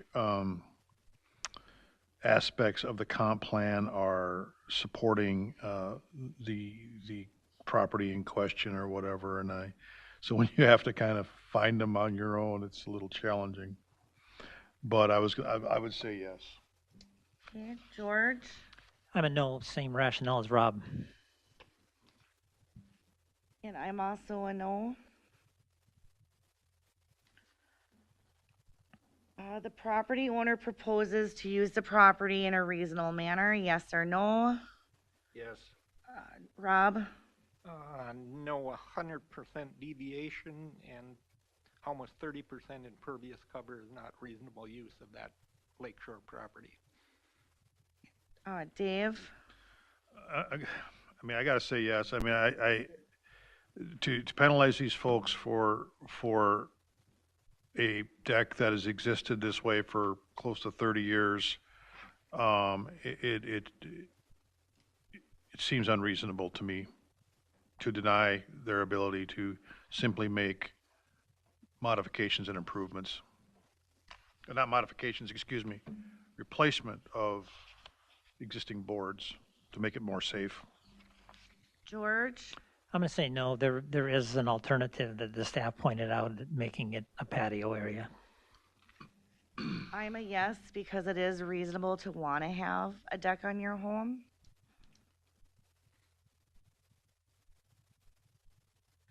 Number 5, the plight of the landowner is due to circumstances unique to the property, not created by the landowner, yes or no? Mike, I'm a yes. Rob, Madam Chair, they maybe didn't physically build the deck over the septic tank, but when they bought it, they bought that. So I'm going to say no. okay. Dave, I'm going to say yes, maybe just for the opposite reason. I mean, they bought it in good faith. It apparently wasn't disclosed to them that this was a violation. George, No.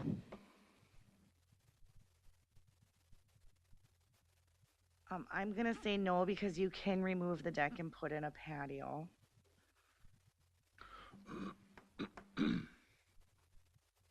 Number 6, the variance, if granted, maintains the essential character of the locality, yes or no?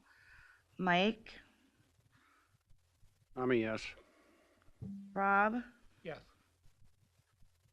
Dave, I'm going to say no. I think the patio is a significant deviation or change from what's been there. George, Point of contention here. So we're not talking about patio. We're talking about the deck. Is keeping the deck going to change the character? That's what you're trying to Yes, answer. I think it will. That's what I'm saying. It will. They don't want to change the deck, though.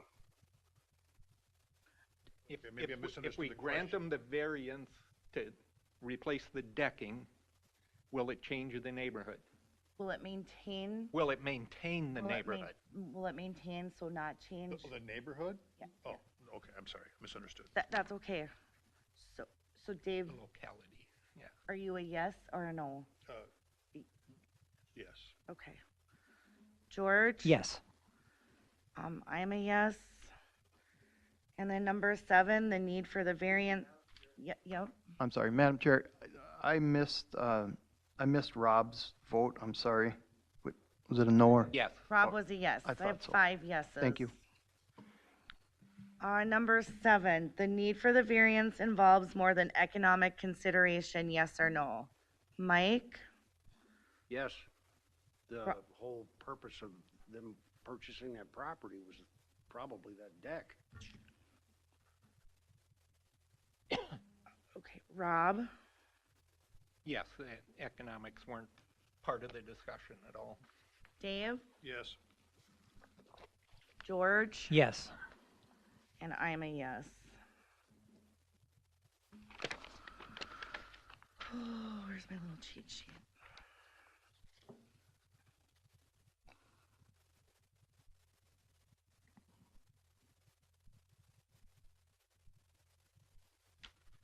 Do I have a motion to deny? Madam Chair, I'll make a motion to deny the variance request. Okay, a motion has been made to deny. Do I hear a second? I'll second that. Okay, all those in favor say aye. We got a roll call, but Oh, what? What do you mean? No, the motion's been made and it was seconded by you. okay. All those in favor say aye. Aye. All those opposed say nay. Nay. Okay, that motion carries. Motion to deny carries. So the Motion to deny carries, the variance request is denied. is denied. Yes. Staff can work with you on your options, etc. Thank you very much.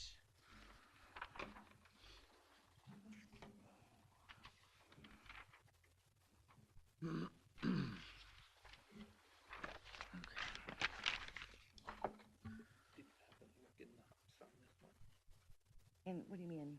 Look actually in the windows No, to see if it lived in them. no, Mike. I just ran stands next to it at a while. I guess that's a question we can ask them. Okay,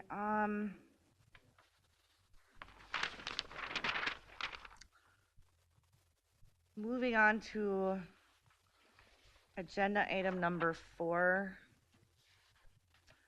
An after request from Trent Tice of 74 Birch LLC, Maple Lake, Minnesota, from sections 5.12A, 999A, 10.211A of Stearns County Land Use and Zoning Ordinance 439 to leave as constructed 2 illegal decks, 1 deck less than 10 feet from a side property line in an R1 zoning district, and both within the Bluff Impact Zone, and a converted entry within the Bluff Impact Zone.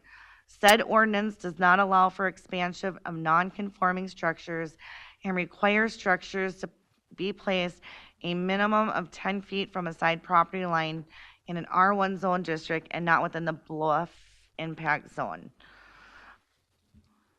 Applicant introductions. Can I get a roll call on who all visited I did not. site? I did. I did not. No. Okay, I did. Can I get staff report? Sure. The applicant owns Lot 9, Block 1 of Breezeway Shores, that's on Horseshoe Lake. He purchased the property in April of 2024. Breezeway Shores was a 1961 plat. That, of course, was prior to any official controls. The tract is 18,469 square feet or 0.42 acres in lot area. and that is per the certificate of survey that the applicant provided. This property is in an R1 zoning district. The cabin and original deck, or the house and original deck, were constructed in 1968, again prior to any rules. After the applicant purchased, he replaced the old deck to different dimensions and a little bit different configuration, and then added a front entry eyebrow and then a deck there as well for the entry into the front. And there were no permits for any of this work. Of course, the applicant would like to keep all the items as constructed. The deck on the lake side, as you're seeing in the picture, that was replaced to, it's actually less square footage than the old deck, but a portion of it was extended further toward the lake, and another portion was actually pulled back. So with the reconfiguration and the stairs down the side, that the landing on the deck is only now 7 feet from the side property line, and the requirement is 10 feet. The eyebrow, or the front entry overhang, and the deck there, again, we're done without a permit. All of this work is within the bluff impact zone. The bluff extends actually all the way up to the detached garage up the slope. Of course, the structure and original deck were built prior to any bluff rules, as those only came into effect in 1989. The property is in the shoreland overlay of Horseshoe Lake. That's a recreational development lake. Horseshoe is on the impaired waters list, basically for blue-green algae. The lot coverage is 15.5%, so he's under the allowed 25. The sewage treatment system is compliant. Alternatives, you could have replaced the deck to the previous dimensions and configuration, and of course not do the front entry eyebrow or the overhang there, and deck with that. It could have used like a 4-foot wide ingress and egress, again, much like the previous situation. Munson Township, the Sauk River chain of lakes, the Sauk River Watershed District, the City of Richmond, DNR, and owners within 500 feet have been notified of the request.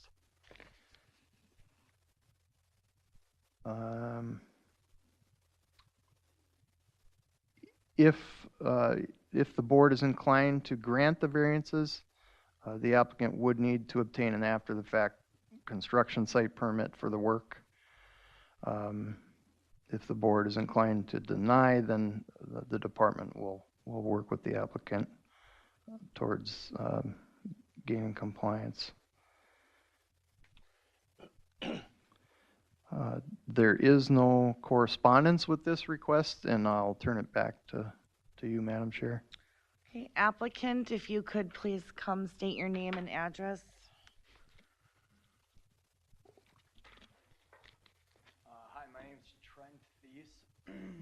My address is 21135 Elkview Circle.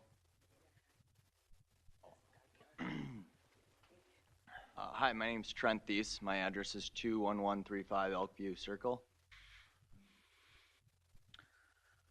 Okay, and then do you have any corrections, inputs, or comments that you'd like to share?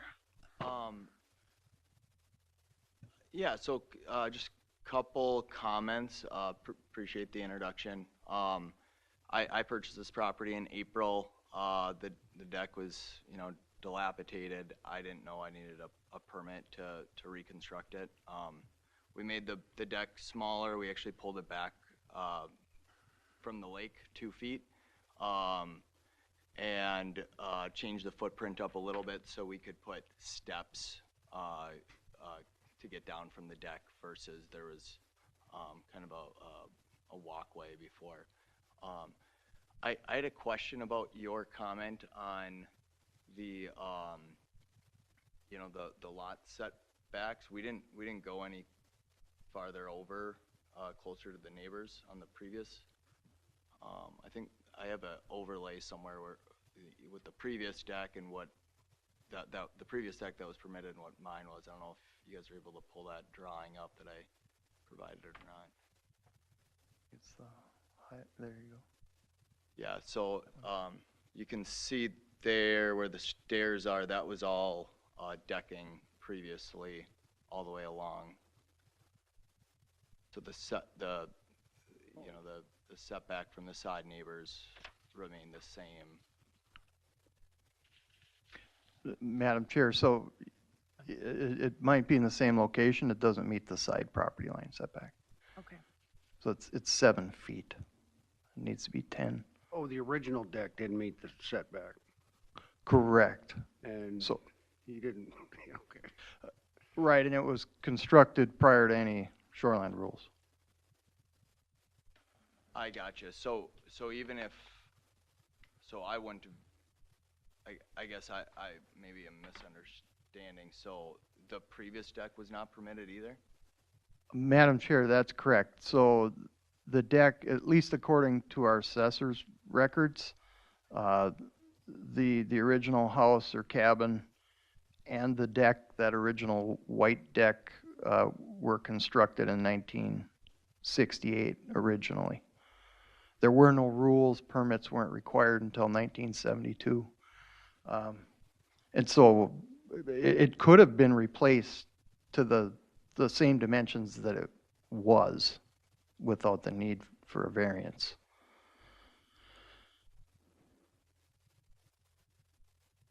I'm Gotcha. sorry, So I guess staff, I'm confused about the setback on the side. If the side's 7, I don't want to get too far into the weeds. So- I'm just trying to understand. Yeah, no, that's okay. So again, a portion of the deck was pulled back, as the applicant stated, 2 feet from the lake. But the eastern, I'll call it half, that was actually moved closer to the lake than the old deck.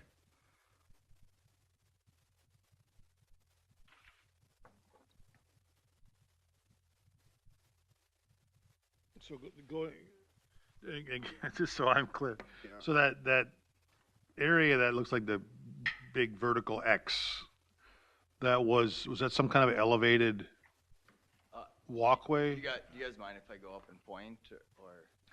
Well, that used to be the original deck. That was all part of the deck before. Yeah, that.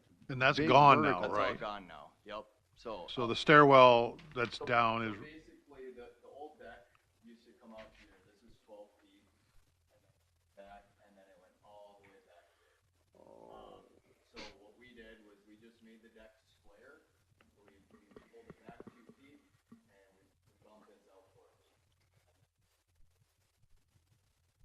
Out, and we have a landing, and we were able to make a staircase down and give it all this side step. and I guess my question, Madam Chair, we can't hear him when he's up there. None of this is getting picked up on the mics. The pointer up there on the, Sorry, Trent, you're gonna have to, That's okay. if you can use that. there you go. And then if you could speak into the microphone. Doesn't work on the screen. Yeah, I think the It doesn't work on the working. screen. it's there, but it, oh, It yeah. might work on this screen. Oh, on this screen? Yeah. There you Okay, go. great. Too cool. Gotta love technology. That's electric. All right, I'll start over here. So this is the old deck. It went all the way over here.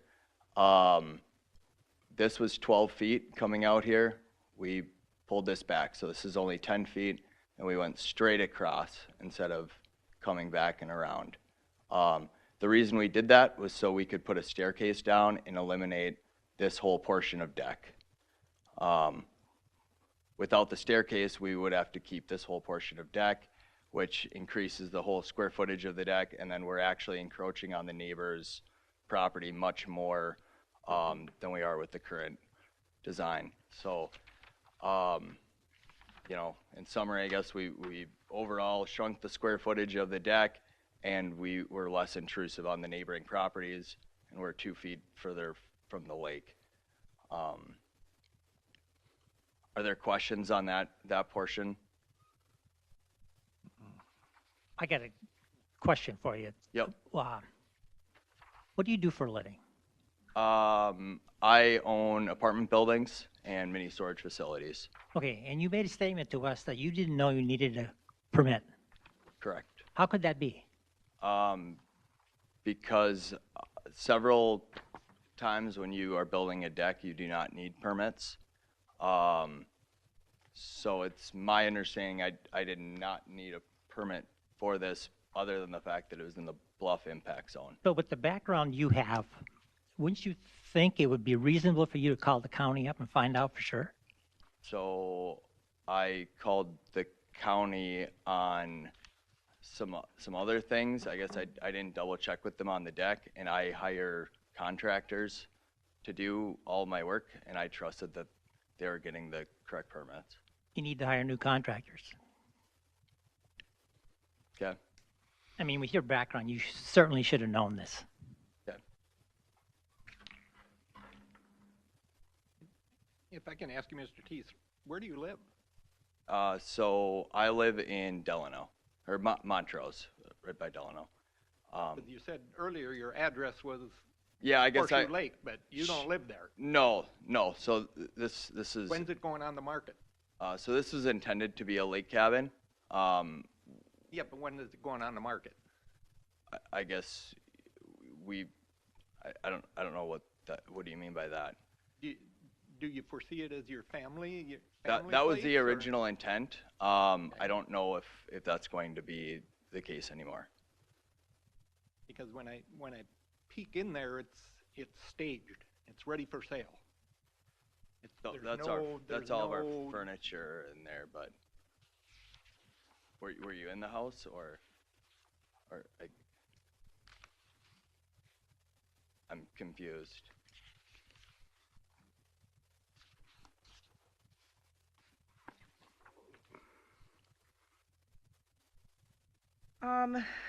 Do board members have any other questions or concerns or comments for either staff or the applicant? I guess I'm a little bit I feel a little bit attacked here, as far as we're just trying to get at you're trying to figure out how you could be a realtor or in real estate and not know that things are different on water. Madam Chair, one of the things I could point out for Mr. Teese would be the statutory criteria for granting a variance includes specific questions, and in order for the board to be able to answer some of those questions, that's why they're asking your background on, did you attempt to act in good faith? The questions here, did you make a substantial investment? All those sorts of things. So, I hear you. Gotcha. Okay. They're asking those questions so that when they get to their findings, they have answers. Okay, I understand that. I guess, Rob, to more directly answer your question, I do not plan on selling the property. Those are my personal belongings that are in there.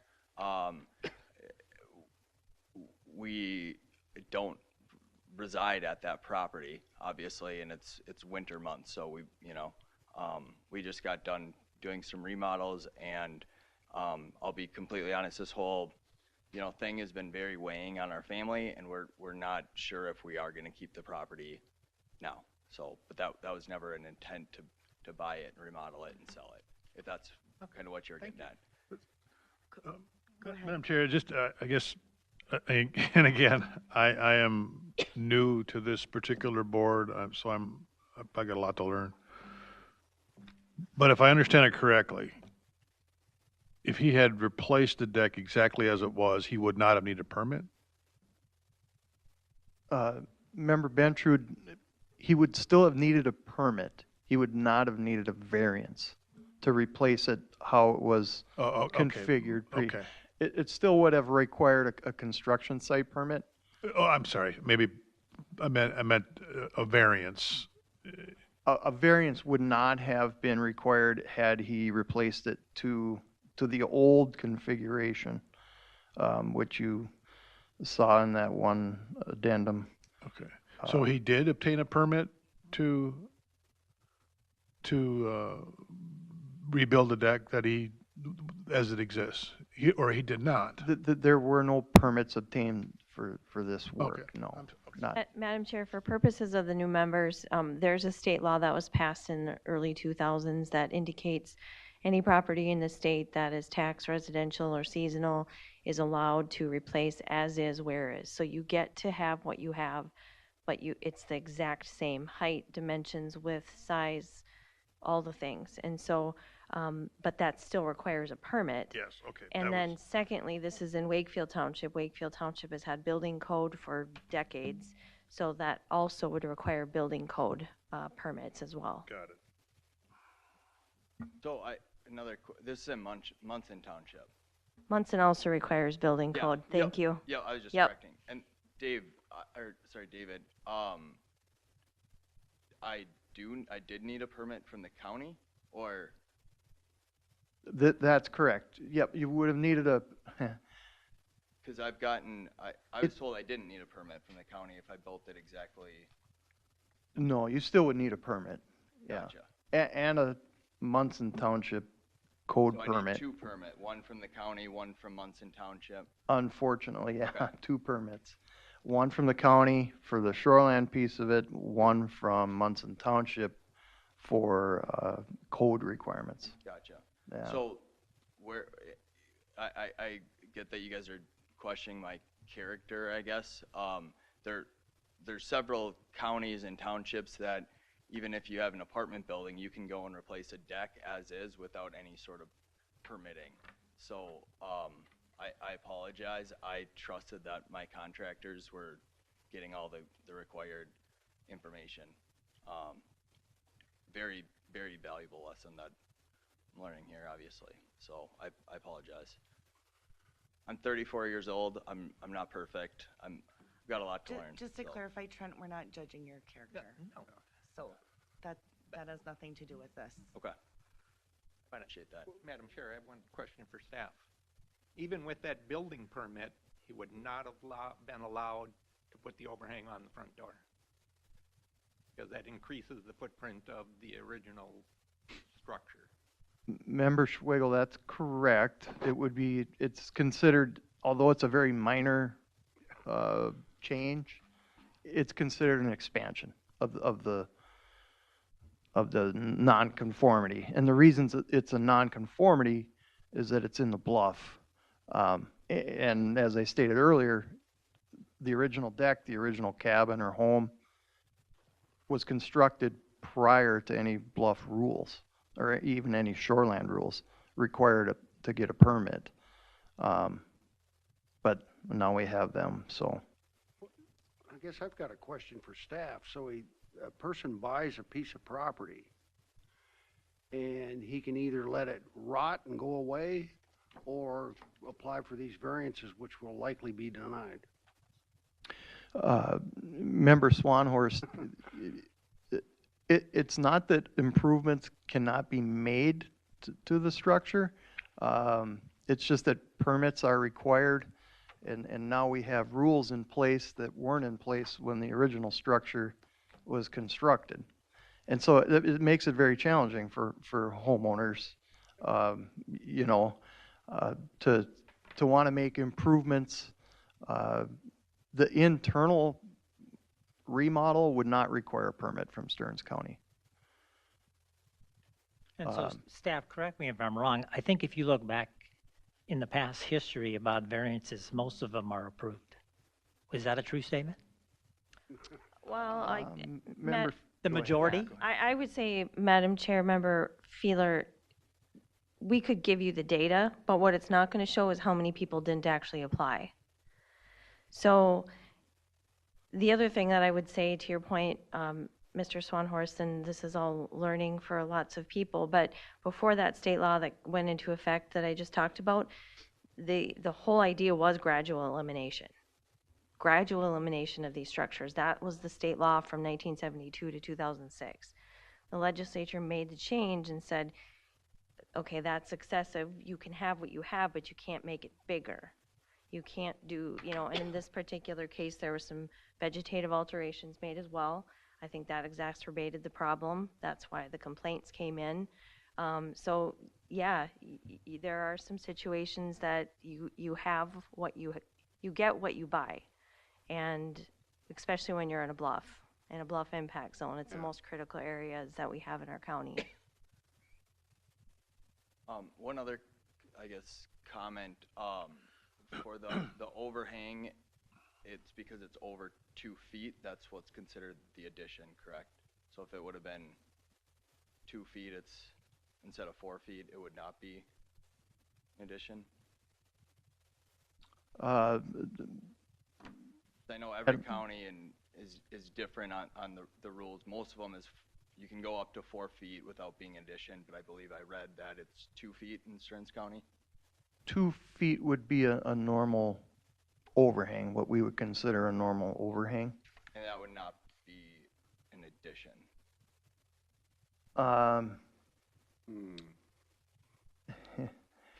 That's a bit of a gray area.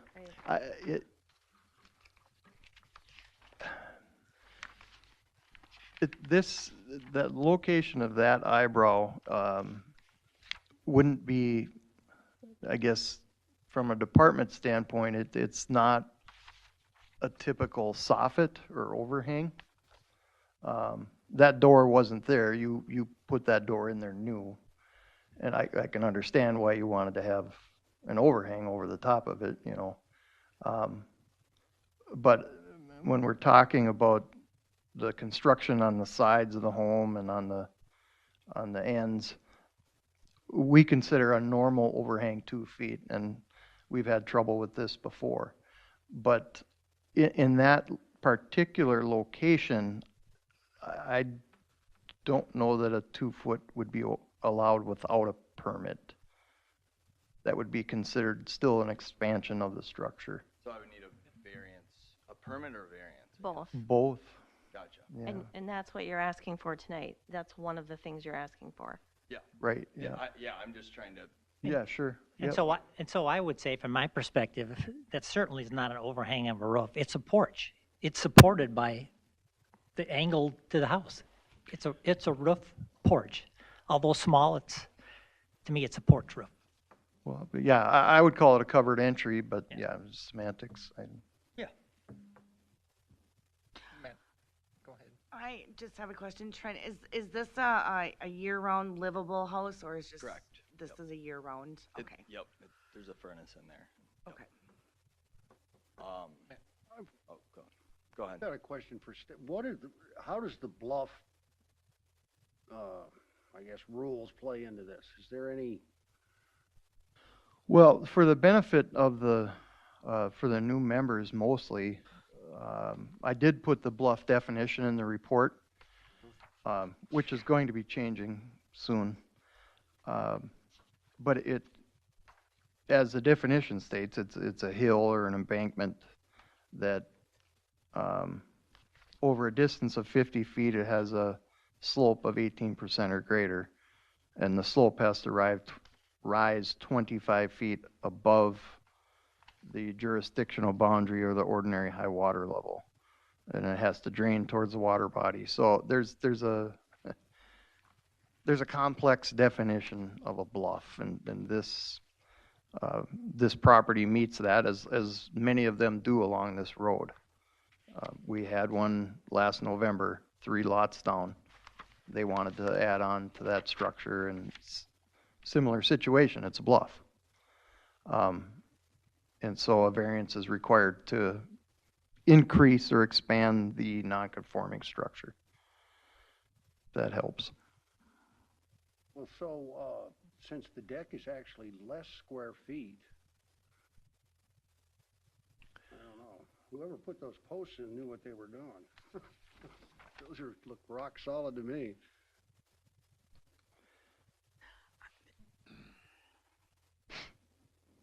I had another question about the deck on the front entry area. Mhm.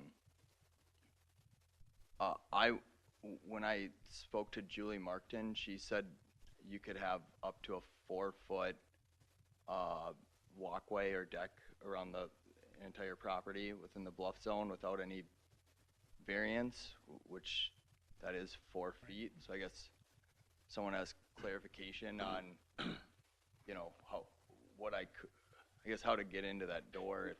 You could have a 4x4 ingress in. So it's like too wide. Just Trent, like the landing you have on the lakeside deck. Yep. You could have that for ingress and egress into the. So if this deck was 4 feet wide, I would have been okay. Correct. I have a question maybe for staff or applicant. Vegetation, is there a plan for that? Is it? Yeah, I could speak to that. So Okay. I purchased this property in April on a contract for deed. There was vegetation removed prior to me purchasing it. I've worked out a plan with the county, once the snow thaws or whatever, to replant vegetation to their satisfaction. So Okay. we worked through that piece. Madam Chair, I have one question for staff. How did the county become aware of this property? Member Schwagel, it was via complaint. I think the actual words were extensive remodel and tree cutting or vegetation removal.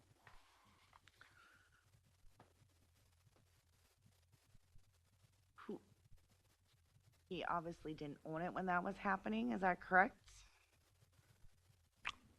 I'm not. Do you own this when the trees were going down? I did not own it when the trees were going down. I did own it when the deck was rebuilt. This property owner has been trying to sell this for like 3 or 4 years, and it the deck was dilapidated and unsafe, and eventually I got suckered into buying it, and now I'm here. So. Okay, I just have a really dumb question maybe here. So if there was a complaint done on this, wouldn't that have been on the previous owner and not him? The complaint, to my understanding, wasn't until October, until many months after this was done. Right, and I think the complainant just likely lumped it all together. Okay. And maybe why they originally stated the complaint was because of the remodeling, but then they added the comments on the vegetation. It was my understanding that the complaint came from a neighbor that applied for a variance and didn't get it, but I haven't gotten all the. Yeah, that's private data under Minnesota Data Privacy Act. We can't confirm or deny who submitted that. We get hundreds of them a year, and right. But just moving forward, you have a plan worked out with Stearns for replacing what damage was done. Correct. Yep. Okay. Yep. there'll be something filed on the property to make sure it gets done in case, Mr. Teese does choose to sell it, then. Let me make it very clear. This property is not being sold anytime soon. I don't want to sell it, but I don't have any plans of selling it. Okay.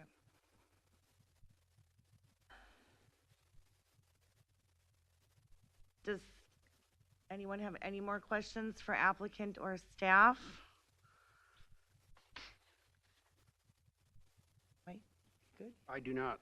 Okay, do I have a motion to close the public hearing? Madam Chair, I'll move to close the public hearing. Okay, George made a motion. Can I get a second? I'll second it. Rob, all those in favor say aye. Aye. Aye. All those opposed say nay.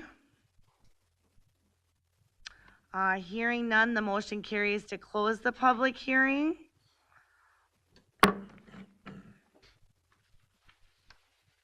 Oh, wait, is there anyone, okay. We will now do the finding of facts. I guess, okay, how do you guys want to do the finding of facts? There's several options in here.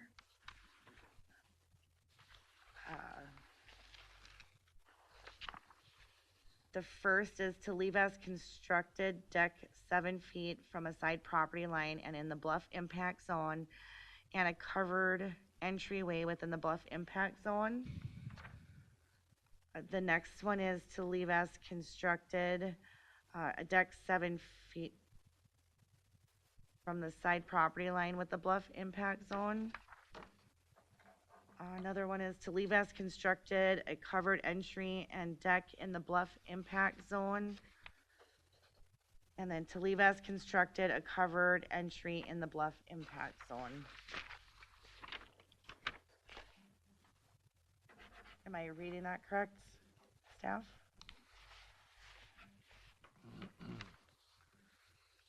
Does anyone have an opinion? I'd like to do them all together. Okay.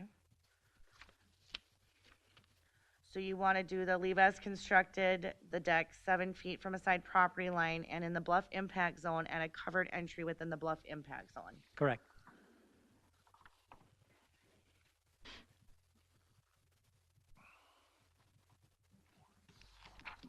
I'll agree with that. Okay. And you two are fine with that? Yes.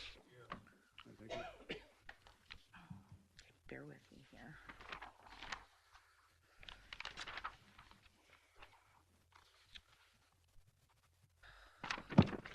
So the Madam only, Chair, can I say something before you start? Yes. The 5 additional after the fact factors that we can think about. E are the county's benefit outweighed by the applicant's burden if the applicant were required to comply with the ordinance? And I think that's kind of, in my opinion, that's kind of not quite right. The county is not going to benefit from it. The neighbors, everyone who uses a lake from here until the end of time is going to benefit from applying the bluff impact zone requirements on it. It's not the county, it's everyone.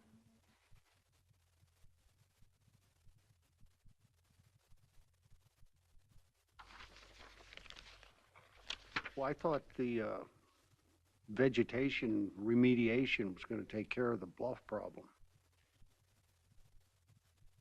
I mean, didn't you have to plant a bunch of trees and? Is that, I guess the public hearing is closed. No, fine. We can still have a discussion. Is there a question, Madam Chair? Do you have a question, Mr. Swanhorst, on? Yeah, the bluff is out of the equation as far as a permit or a variance. Is that true? Well, the bluff is the equation. If not for the bluff, we wouldn't be here tonight. So you have the vegetation that was removed. That's one standard of the ordinance. That none of that should have been removed without proper permits. And in fact, in the shore impact or the bluff impact zone, you can't remove anything. So that restoration has to occur regardless. So what's in front of the board tonight is, do you want to allow an alteration of the structure in the bluff impact zone, regardless of what the vegetation management plan is going to be requiring?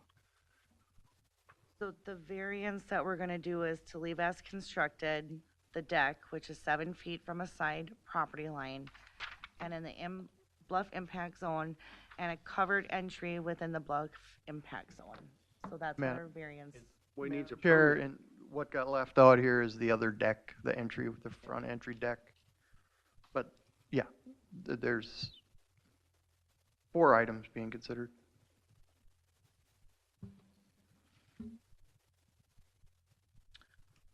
So just to clarify the findings that we're voting on altogether, again, it's to leave as constructed the deck 7 feet from a side property line And in the bluff.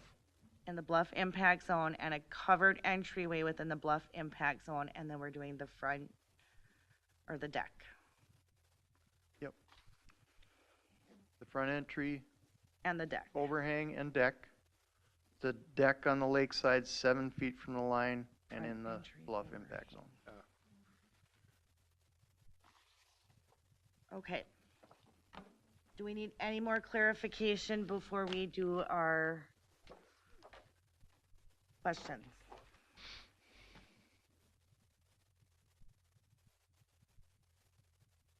Okay. Question number 1. Is the proposed use allowed in the zoning district in which the subject property is located? Yes or no? Dave? Yes. Did I hear Dave? Yeah. Mike? Yes. George? Yes, a deck and an entryway to a house is allowed. Rob? It's not abiding by the guidelines for a shoreland overlay district, so no. I am a yes. Number 2, is the variance in harmony with the general purpose and intent of the official controls? Madam Chair, again, I'm going to say 10.2 in the overlay district, shoreland overlay. The purpose of the shoreland overlay district is to protect and enhance the quality of the surface waters. And it's not only got that going against it, it's the fact that it's a shoreland overlay district on a bluff. So, no. Okay, Mike? Well, I'm going to say yes, because I think the bluff and the lake protection is taken care of through the mitigation of the vegetation that's going to be installed. Okay. Dave? Yes, and maybe I'm out of order. I don't know if I am, say so, but I just think the modifications that are being made, the deck is actually less square foot than what was there. So I'm saying yes. George?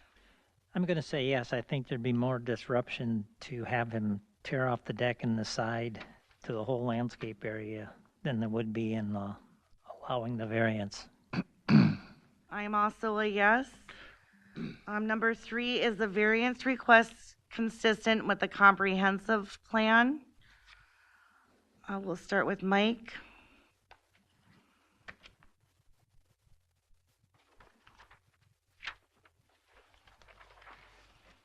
Yes.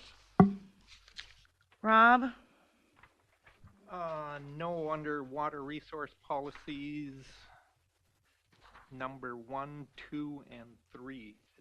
Number 1 is adhere to adopted plans and regulations that maintain, restore, and enhance the county's water resources. So, no. Okay. Dave? I would say yes. I'll cite Lakeshore Living Policies, number 8. It talks, there's a bullet point there that talks about project preserves sight lines, does not negatively impact view of adjacent properties, maintains neighborhoods' residential character. So I would say yes. George? Yes. I'm gonna say yes, but Rob, I just want to point out, you said to restore, maintain, so technically the deck that was there, he did make smaller, so he is taking it away. But he's adding it on the other side of the house. So that's just my opinion, so. Number 4, is the property owner proposing to use the property in a reasonable manner not permitted by the official control?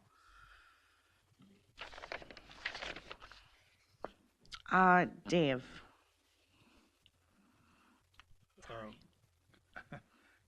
I'm just getting used to these questions. Could you state it again, please? Yes. Number 4, is the property owner proposing to use the property in a reasonable manner not permitted by the official control? I would say yes. Okay. George? Yes, there was a deck there before. He put another deck on. It is smaller, so I say yes. Okay. Rob? Yeah. Mike, Yes. and I'm a yes. Number 5, is the plight of the landowner due to circumstances unique to the property not created by the landowner? Mike, Yes. I mean, he's not making the deck bigger, and he's going to mitigate the vegetation issue with the bluff. Rob, I'm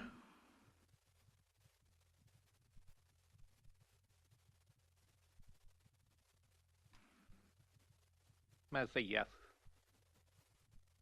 Dave, Yes. George, I'll say yes, there was an existing deck. She replaced the deck. There was no other location to put the deck. and I'm also a yes. And then number 6, will the variance maintain the essential character of the locality? Dave, Yes, I believe it will. Rob, Yes. George, Yes. Mike, Yes. and I'm a yes. And then number 7.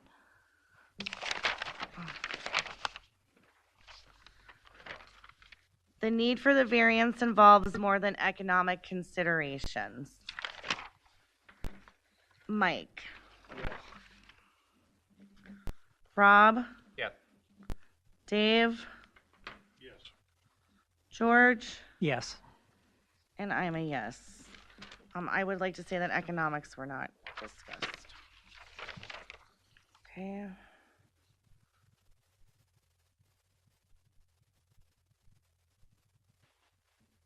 So do I have a motion to approve this variance as requested? Madam Chair, I'll make a motion to approve.